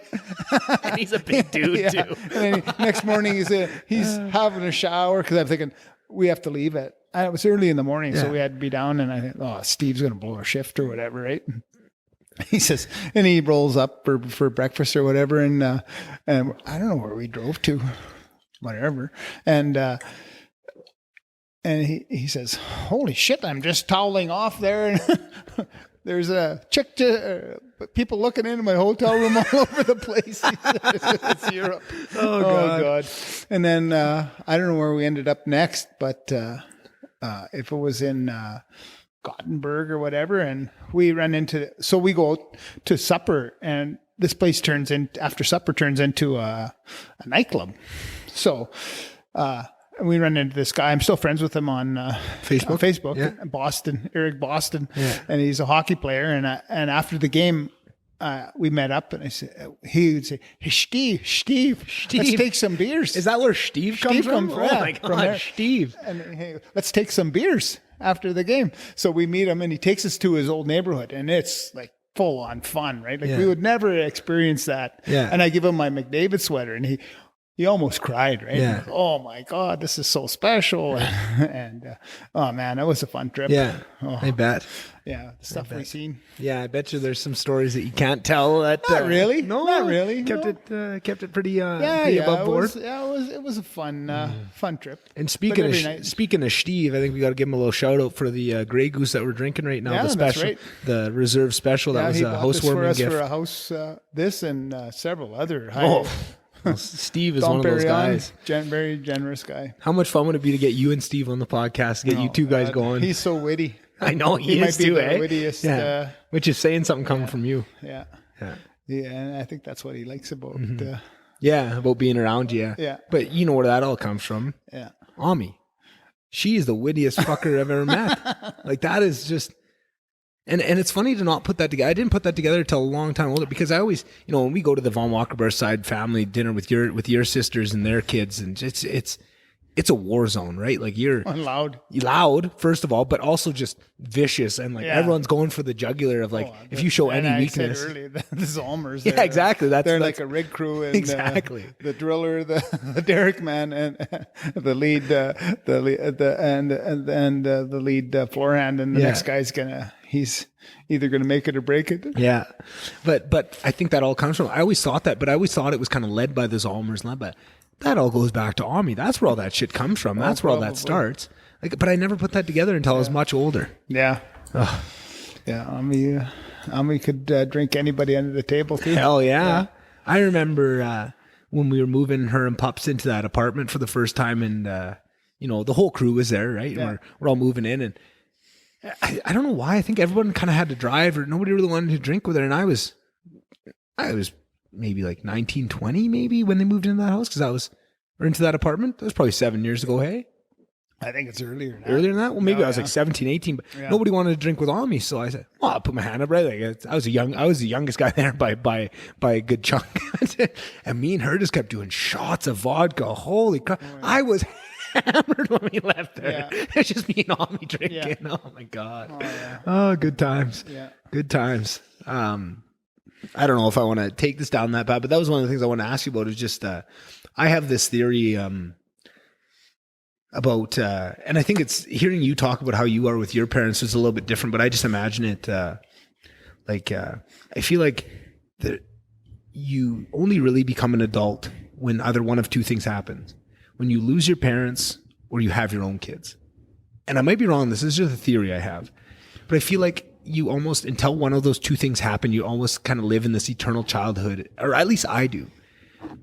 And I'm curious, because you already went through that, I'm curious just what you think of that. Maybe it's just as a theory. Just back up. What did you say? The original? So either I think you kind of live in this perpetual state of childhood, and like you only are forced to really grow up if you either A, lose your parents, or a parent, I think, is what that really forces you into it, or if you have kids of your own.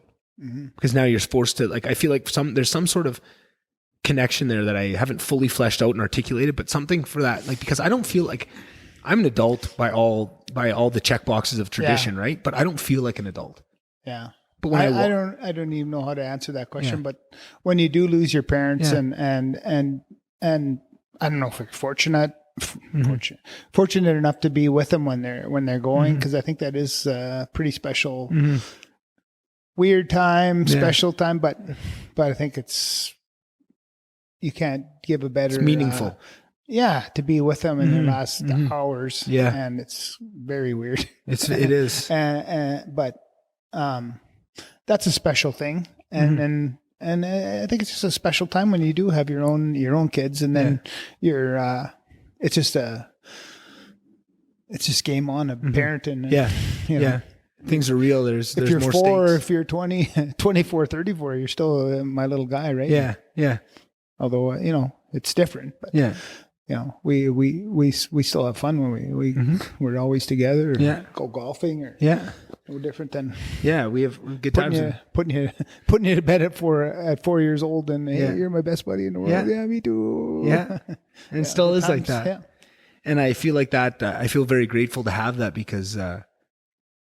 That's Courtney walking by the window. I'm like, who the hell is that? It scared me for a second. Didn't recognize her.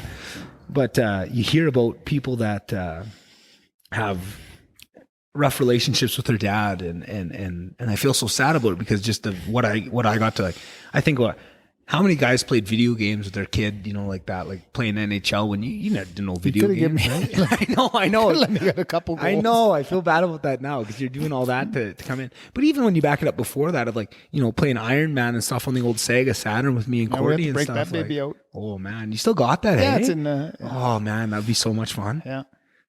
I used to kill in that game too. Yeah, you're pretty good at it. Yeah.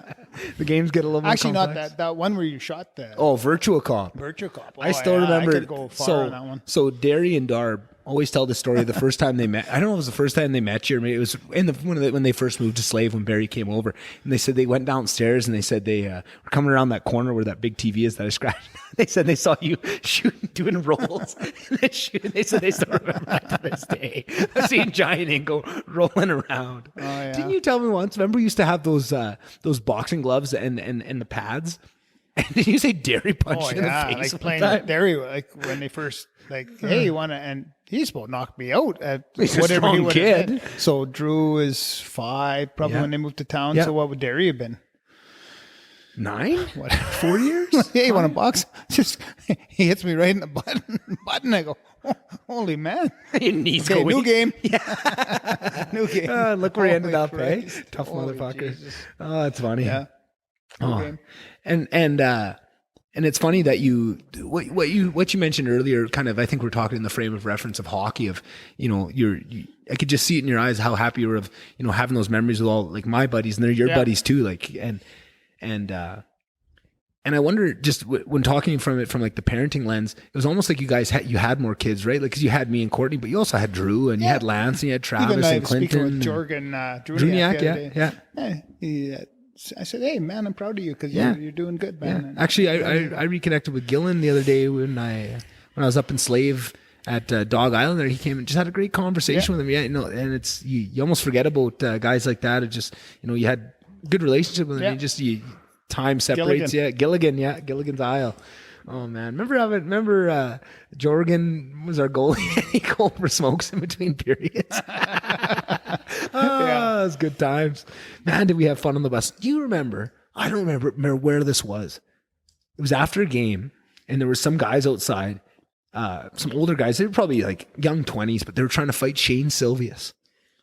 And you came out And you said, you want to fight? So, and I've never seen, and I thank God they backed down.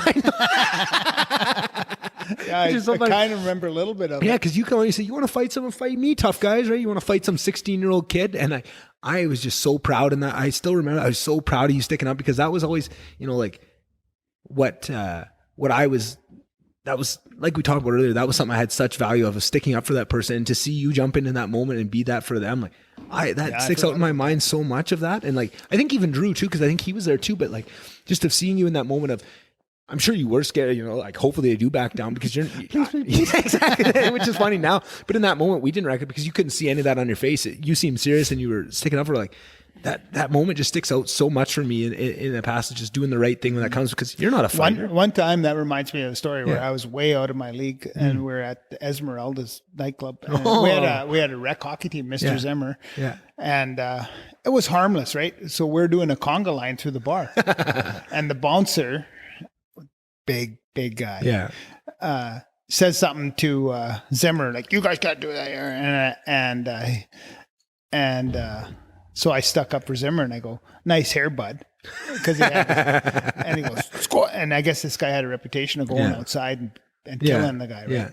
So let's go outside. And I said, no, I'm going to go outside. Yeah. So then the next day I phoned the Esmeralda's? No, the hotel, and I asked for the manager. I said, we're a whole team from Slave Lake playing in a hockey tournament. We come here and your bouncer's treating us like shit. Yeah. And anyways, they fired him. Good. Yeah. But I was this close to dying. He would have killed me that day. But that's so funny because I remember this from a young age. I don't remember when it was, but I was very young. Like this is one of my, it's an early memory. I remember asking you if you'd ever been in a fight. And it was kind of just in passing, but I remember you kind of like just saying, it's just, I've never been in a fight. I've always talked my way out of it. And I've always, and from that moment on, and I never got in a fight because of that, because I think that really stuck with me of like, you don't have to fight. Like it's not and I feel like for so many people, it's just it's almost a rite of passage, but someone I looked up to so much like you if you don't fight, I don't need to fight. Right. And that was always something of like, I've always talked probably my way another time where I was very close to getting beat up. Dan and I went to a hockky game where we walked. Remember we said to walk to where we parked at the Burger Baron in the old Coliseum? Yeah. Down and that it was Halloween night, and this poor guy was in I was there. Were you there? I think so. Oh, and this guy's kicking this guy. And I go, hey, bud. Like, well, maybe you just told me the story because maybe. Yeah. I said, come on. Like, are you a real tough guy? I was there. You're kicking a guy in a banana suit or whatever he had. I said, you're a real tough guy. Like, let's go if that's. And then I said, oh, yeah, you're going to fight an old guy like me or whatever. Yeah, tough guy. Real tough guy, yeah. So like you're kicking a guy when he's down drunk. Yeah. What a man you are. Like no. And I remember that too. But in that moment and with the Shane Sylvius thing, it was like in both moments, looking back on them now, knowing like putting myself in your shoes, I would be feeling the same way. And that's probably the same things I would be saying, but I would be feeling that fear. But as a kid, there was not a hint of that on your face or any of that. Like it was just the confidence to say it and to mean of like. And remember when you went to university and we'd always say, Nick, you don't have to stand up for everyone because you're going to get killed. Yeah, could be standing up. Because I stand up for people. I know, and that's we were worried about you because you were doing that. Yeah, and I know you guys were, but I think that was important. I feel like as much as I always rolled my eyes at that advice, I think I did take that to heart, and I was worried about that because you always said that to you're Nick, you're tough, your heart's in the right place, but that doesn't matter if a guy's got a knife or a gun. I remember you guys telling me that all the time. It doesn't matter, and I always kept that.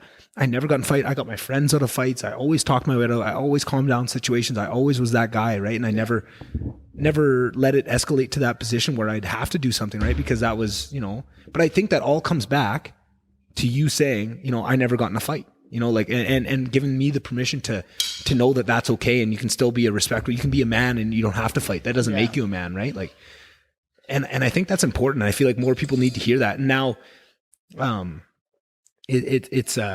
it's funny because like talking to Cody last night, Cody Twin, because he was always a big fighter, and talking to him, we found out kind of where that came from and that. But he was telling me a story of a time where he ended up not getting into a fight, but that his confidence in his abilities to fight was what calmed him down enough of like not overreacting to where I was telling him like if I was in that position, I would have been so scared, like I wouldn't be able to think this clear. But he just kind of de-escalated and just asked the guy if he was okay, kind of thing. And I think there's something to be said. I think there's an important lesson about of being confident enough in yourself to be able to handle those situations. I think that's what martial arts teaches, and that's what I'm really excited. I'm loving this jiu-jitsu stuff I'm getting into. I really enjoy it just for like the intellectual side. It's just a really fun thing to do. Yeah. But I think a side effect of that is getting the confidence that if something did kick off you can I think handle the lucky part for you is that you understand that whole world so well that you're gonna do good at that too, because you know the science behind it. Yeah. Where I don't, and you know me, I'm a fitness guy, and I not copy you, but hey, that'd be something I would really get into too. I think but then I'd be like I'd probably be the guy's easiest prey. But that's the thing of what I love about jiu-jitsu is it doesn't matter who you are physically. If you have 6 months of training, you will win against anybody in the world that doesn't have, right? Like, because it's all about technique, and that's what it is. And that's what I love about it. And it's so cool to me of watching it and watching how it all works. And like, you see it on TV, and that's what you're saying. Like, I have such an understanding. I know all the names. You could be a commentator. I think I could. I think you could. The amount of times I'm watching a fight and I say something, and then 3 seconds later, the commentator's saying I'm picking up armbar. Yeah. Like, you can come up with, but it's because I'm obsessed with it, right? And I love it so much, and I think eventually, I guarantee you, I commentate some fights in some league at some point. It might not be the UFC, it might be, but I probably will do that at some point because I have a passion for it, right? And I just have the confidence that eventually something will work out where I do. But where was I taking that? But what I love is, it looks so simple on TV, like a rear naked choke, right? Of like, I always thought, I've never actually rear naked choked, or I have, but since I've got into it and I know the right technique, like I know exactly how to apply one from watching videos and watching on Joe Rogan talking about it. But in doing these lessons, I go and I slap on my rear naked choke, and he goes like, don't stretch out this way. Cause I always thought, I'm trying to think of a way to tell people this, but like when you're choking someone, I always thought you extended backwards, kind of arch your back and pull back. Right. And that's how you choke them, right? You're kind of pulling down with your legs and up with your arms. And that's what separates down and kind of creates that force on the neck. Yeah. And I was completely wrong. He said, no. You want to crunch in. You want to like do a crunch so that you're pushing down. And all he told me, but I still couldn't get it. Like he was telling me that, but I just couldn't wrap my head around, like, I was so focused on pulling up. Yeah, and he was saying, like, makes sense and it makes sense. But so then all he told me, so then I had it right, and it's locked in like this, and people aren't going to see this, but he goes, go down with your left elbow. So I pulled down, and that's what crunches it all in. And as soon as I do it, I could hear the difference of, like, he's talking to me, you could hear it like gurgling, and so like, oh, and like just, and so many of the things he's showing me, this one little change like that, like just pull down with your elbow, it changes the whole thing, right? And you think you have it, right? And I could have been sitting there with that thing locked in, muscling as hard as I can, blowing out my arms, because you don't know that. And all it takes is one little switch, and it locks in the choke completely. And I love that, of like the intellectual side of like, it's just a little piece of knowledge that changes the whole game, right? Or like these head and arm chokes, like when you get around them, like you have to walk your body. Oh, this is gonna be so hard to people to follow just audibly, but what I love so much is how just one little tweak to technique changes the whole game. Yeah. Right. And that's really fun for me. And just the science of it. I've been loving it. Like, since I did that last class last night, I haven't stopped thinking about jiu-jitsu. Like, my whole mind is running on all the time. I'm thinking of grips. I'm thinking of it. And like, I don't know. It's a new obsession.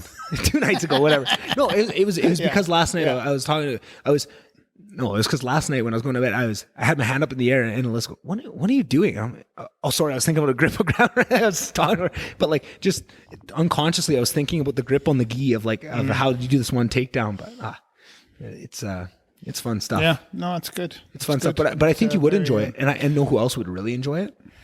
Courtney. Oh, yeah. I think she would love it, and I think she'd be really good at it because she's so strong too. Yeah. Like she's always been strong. Jesus I Christ, know. Courtney, She punches us jokes and says, "Jesus Christ, kid! Like you punch hard." Yeah. I know. Yeah. She doesn't know her own strength, but that's what I think, and I think she's very much the same way as me. Would love that confidence of knowing what to do. Of just that, because we both are very anxious kids, right? And I feel like that's helping me of knowing kind of that confidence of what to do, right? I just think the benefits you get of learning some sort of martial art and that confidence it gets, it's not just the skills that you're getting, it's the confidence to walk through. It's the mental side of it, of knowing that you're comfortable. Whatever happens, I'm going to be okay, right? Like I can work my way out of everything. And that's what I already have. I feel like I have that confidence, but it's because of my mind. I feel like whatever the situation, I'll be able to talk my way out of it. And I've always had that. I've never not been able to talk. So far, I've never not been able to talk my way out of it. Maybe that'll change, but I feel like that's just something that is invaluable. Just those other the intangibles that comes with martial arts. You can't put a value on it. Yeah. Just one final thing we probably need to touch on is dogs. Dogs. Our love of dogs. Our love of dogs. So, well, let's wind that back. So, who's the first dog? I know you have many dogs on the farm that you remember and that mean something to you, but who's the first dog you remember? Well, it was kind of a, I don't know, yeah, whatever, farm mutt, but it was Border Collie Spotty.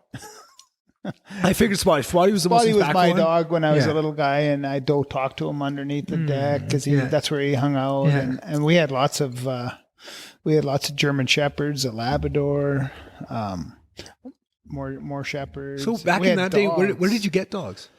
Oh, just other farmers kind of have one. Somebody would bring them, and then we'd have puppies go to school, come back. But no puppies. Hey, what happened to the puppies? I don't know. They're gone. no puppies. Yeah. Oh God. Yeah. But I'm curious because you guys are so busy. Then there's no time for training them. Like, oh no, they're just farm dogs. Yeah. So they just kind of run around, do their own thing, and just kind of. Oh man, they get run over. Like we had this one dog, and she was so smart, Zenta. And I've heard you talk. We picked her up over not far from here. Sandy Lake was an Indian reserve. I remember grabbing her with my dad and put her in the barn, and she was beat like bad. Yeah. And that dog would go to the end of the lane, and we had probably a 3/4 of a mile lane driveway farm. Yeah. And that dog would sit by my bike all day and wait till I came home. No, that was Zenta, and she was we were cutting grass or hay or whatever, and the guy hit her with a mower when I took her lunch out and cut her legs off. Yeah, it was such a shame. Such a smart dog. God, she was good. Oh, poor guy that did it, and I was so mad at him. Yeah, as a young guy. Yeah, might as well finish that. Yeah, might as well. Yeah. There's not much for ice. Yeah, and we had lots of dogs, and yeah. Spotty was your dog. That was the one I always heard about. That's the one you have pictures of and all that. Yeah, and then when it got ran over at Spotty did. Nettie had her grad party at our farm. Right. So all these people driving through the yard, and one guy ran over. Yeah, kind of on purpose, I think. Really? I'm not sure. Oh, that just gets my fucking blood boiling. Oh my God. But I did that to that person's cat. But dogs and cats are different things. Cats are. This is the thing. And I always felt that, but I could never articulate it. But I heard on a podcast, obviously, the other day, I heard them talk about like what's different. They were talking about different cultures that eat different things. And they're saying like, you can't blame people for eating different things that you don't think are right. Like if it's people that eat cat, you know what, like, that's their culture and that's fine. But what they were saying is, you can draw a line with dogs and horses because man, like when you go back to evolution, like man was able to evolve because of dogs, with the protection that they allowed. That was a huge leap in what man was able to do because of our partnership. They can't track with wolves. How far back the dog person relationship goes because it's so ingrained, right? And that's what was able to let us take these leaps, was the protection and the advance notice that dogs allowed us, right? And the same thing with horses, like the huge advance that horses and our relationship with horses allowed. And that's what they're saying. The modern day argument for not eating those things. I was thinking like, that makes a lot of sense to me. Of like, those are the two animals that really, you know, are part and parcel to our success as a species, right? And like, you kind of have to hold some sort of reverence for that. And that just gives me a better argument for why not to eat dog, I guess. But, but no. And so then growing up, we had Howard, who could you maybe tell the story of how you got Howard? So Howard, I remember I was on this doing this submersible pump job up in Northfield of Nipissing, and this little, I don't even know what he was. Mutt. Some sort of mutt. 20-pound dog, little guy was around. So then we're usually on these jobs for 2 or 3 days, and this dog's there the first day. Next day, and I grab a pack of wieners and I feed him. Finally, I catch the guy, right? And I bring him home, and we clean him up. And were you with Mom at that point? Just.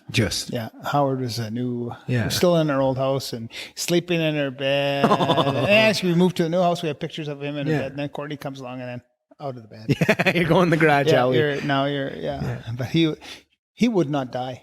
He was a bag of bones. And he wouldn't let people touch him either. No, he was a very weird dog. He was very... but he loved you, and he loved me. Yeah. And he would let me, like, even with me and Courtney, I mean, Courtney would probably say differently, but I always thought that, and maybe it was just because me and you were so similar, you know, maybe it was some sort of sense, but, you know, like, that's something that it's funny when people hear us on the phone, they can't tell the difference of us, or when, even the way we walk, people say is so similar and all, and all that. It's funny how, but yeah, I always thought Howie was, but then, so we had Howie, and then we got Maxie. Yeah. So and we had them both. Yeah, no, but I'm just trying to think of how old we would be, me and Courtney, when we got Howie, or when we got Matt, because we were driving out to Alberta Beach for pups. It was my dad's 70th birthday. 70th birthday. So then 70 times 31 is 70 times 31 is I don't know, like 2001. So what does that make you? 8? I don't know what kind of math you're doing, because 70 times 31. No, it was his 70th birthday. He was born in 1931, I think. Okay, well that's different. Yeah, if I clear that up. 31. So it'd be 2001. Yeah, so that you're probably 9, right?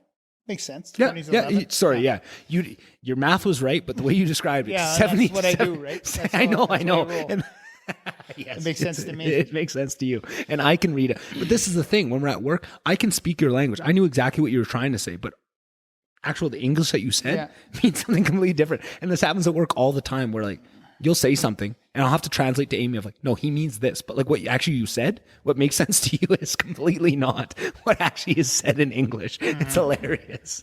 I love it, but it makes sense, and it's right. Sorry. So we're driving to my dad's 70th birthday at the lake at Zolmer's. Was it me, you, and Courtney, or was it just me and you? I think, and we must have been pulling 2 vehicles because mom was in the other one. Mom wasn't with us, and but I don't know. The dog jumps out of the ditch onto the highway. Yeah, so we stop, put it in a truck. Just a puppy at that point, too. And my dad, we get there and goes, "That dog's got mange." All right. And Courtney's packing it all over, just loving it. And we go to Penticton. Hey, that dog's got mange. So we have to treat it or whatever. Yeah. And that dog barked the whole time in there. I don't know. Oh, we had 3 weeks of barking in Penticton. Mm-hmm. Every time we'd go in the trailer and she'd be left outside. But she was such a good dog. So smart, too. Oh, my God. She was good. Trying to teach her. And we'd leave the house and she'd run behind the car for, oh, my God. I'd stop and I'd give her the whack and get home. Oh, God. Yeah. What a dog. And trying to teach her with that, we got that. So then eventually, because she kept, chasing after our cars every time we leave. So we got this, they're pretty new technology at this time, but a shock collar with a perimeter. And we thought that was the trick, right? So every time she gets to the edge of the yard, because we have a big yard, we want to let her explore. She'd have all that space. But if she'd leave it to go chase after, she'd get shot. And that worked for, a week? Yeah, she'd stand at the border. She knew where it was. And then she'd go, I'm crossing. And then she'd know that if she went far enough, she'd get on the other side of it. She'd come home and then stop again. And, oh, my God. But that's the thing. She was so smart that she'd figure out ways around it. Just like, man. And I remember... when you'd go to school, and exactly. She wouldn't want you to go on the bus, so she'd jump up. When I'd go to step onto the bus, she'd jump up and put her big paws on my backpack and pull me back up the bus. So me and Courtney would used to have to come out with milk bones. We'd give her milk bone. We'd save one for the end. So then when we go to hop on the bus, we'd throw the bone. She'd go after him. We'd jump on the bus. Such a good dog, just so loving and so cute. And then you scratch her. With her little spot, get her paw going, and. She was just the best dog, just so loving. Every time he came home, just so excited to see us. And she went through some shit. She got hit by a car on our yard and broke her pelvis. And we carried her in and out. Months. Well, I shouldn't say we. You carried her in and out of the thing. And when she'd shit in the garage because she couldn't get outside, you'd shovel it up and pull it out and took care of her. But she was just such a happy dog. Just loved it. And she was so... Let her into the house the odd time when Mom wasn't home. Yeah. Oh, that was so much fun. And she gets so excited when you let her in the house. She loved it. And that was so funny because we used to always have the recycling in the garage, and she'd always we had her bed right inside the garage door. So we opened the garage door to throw a can or something. Every time you'd open the garage, you just hear this thump, of her tail, because she's just so excited to see anybody, right? Just the most loving dog. Yeah. Really and when I first started working over in the shop, she was always a shop dog. So, and Maxie had a good life. So she would get all this love from her family. But then when we go off to work and school and all this, she'd go over to the Nipissy shop and get sandwiches and love from all the boys at the Nipissy shop. And then you'd go over there and she would go over to the Mac shop and get all the from the mechanics there. And we'd just get taken care of, loved her. Everyone she got like her joints were bad, and got to take her to vet. Probably won't be coming back. Everybody, oh, Maxie, and then they gave this miracle drug. Yeah, Whatever expensive. I can't remember. I don't know what Demerol or no, it's a anti-inflammatory. Glucosamine of some sort. And she's back. We got 2 more years. Yeah. Oh God. But what I was saying is when I went and worked over in the shop, she used to always go to the shop and get love from the boys, but I never worked in there. So then summer of grade 12, when did I start working in the shop? I think it was summer of grade 12 maybe.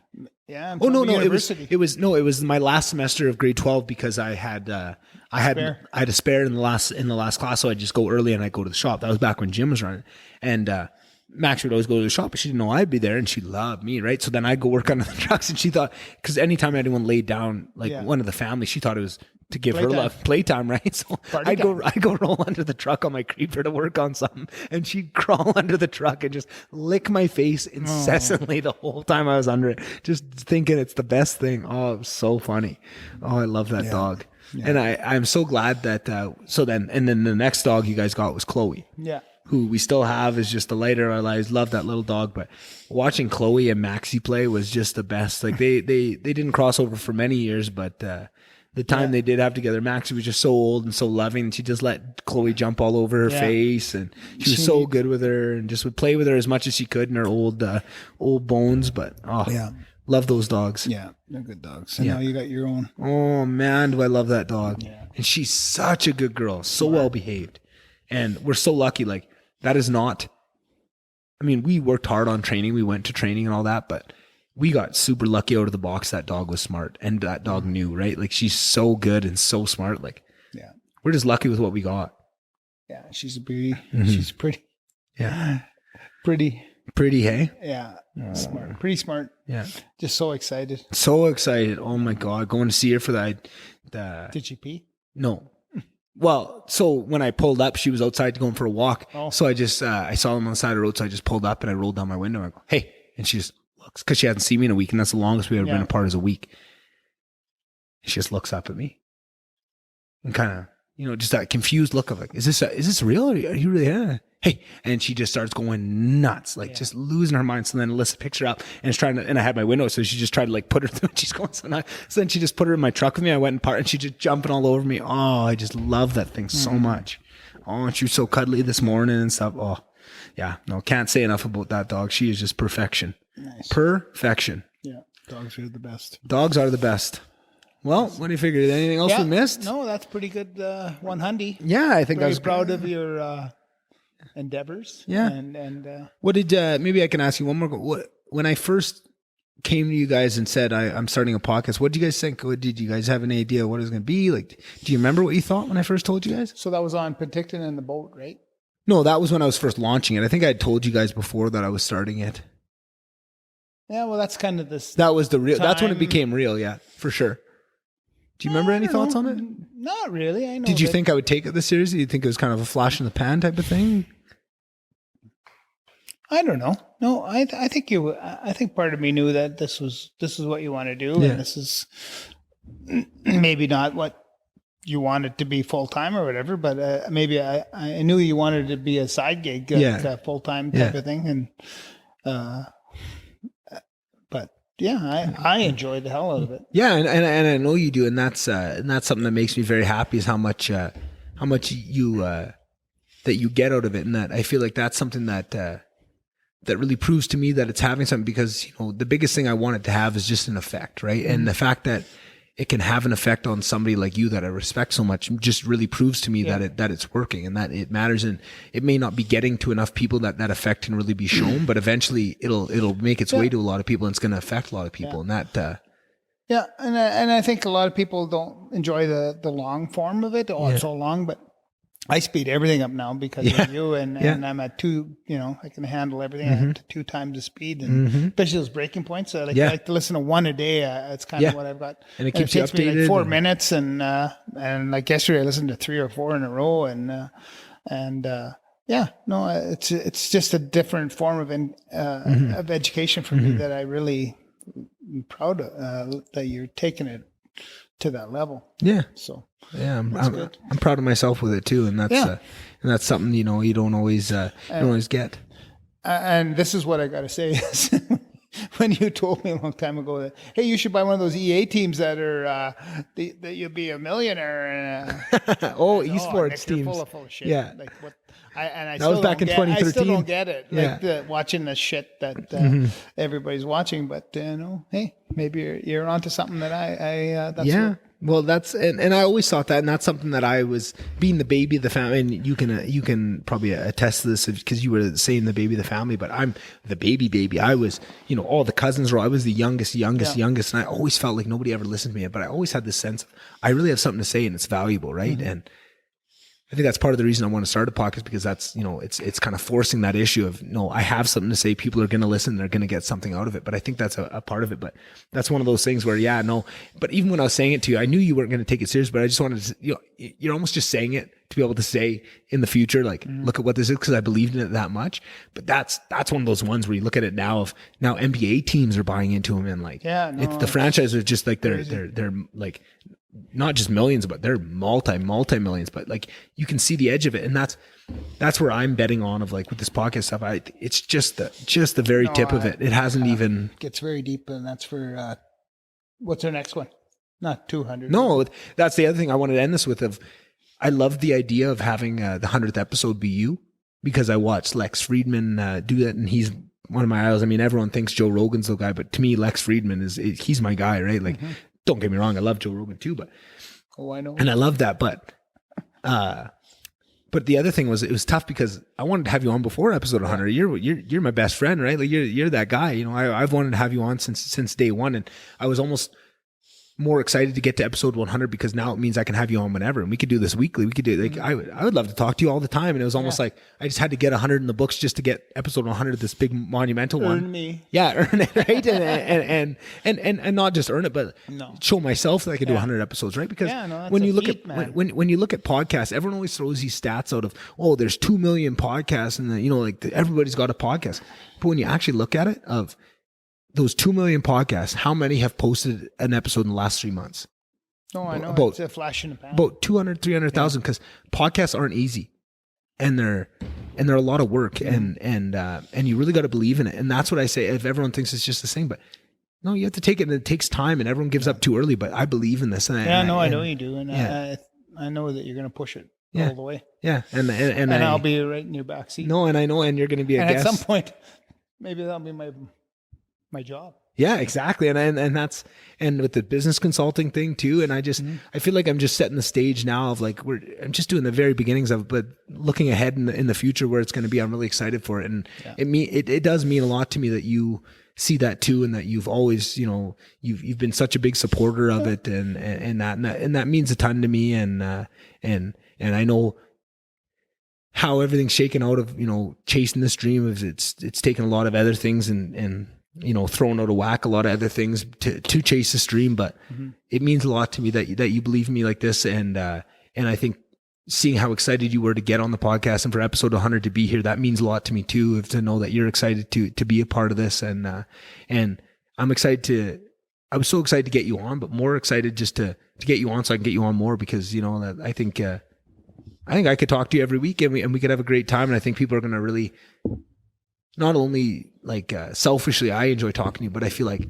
I love you so much and I enjoy you so much that I want to share you with the world in this way. And I want to highlight you on these podcasts of, I want all these listeners, like all my lister friends that didn't get to know you, right? Because all my slaves, they know you and they know how. The lister people know me. I know, they got to see you at Dupes that night, and that's one of my favorite stories to tell. But I want to, but not just the lister people, but over years and years to be able to go back and to know who you are, because I feel like you're so special, and to your community in Slave Lake, everybody knows you in that, but like, I feel like you're so special that I want people outside of Slave Lake and the whole world to know who you are and everything that you've given to me and everything that you are. And I just love you so much.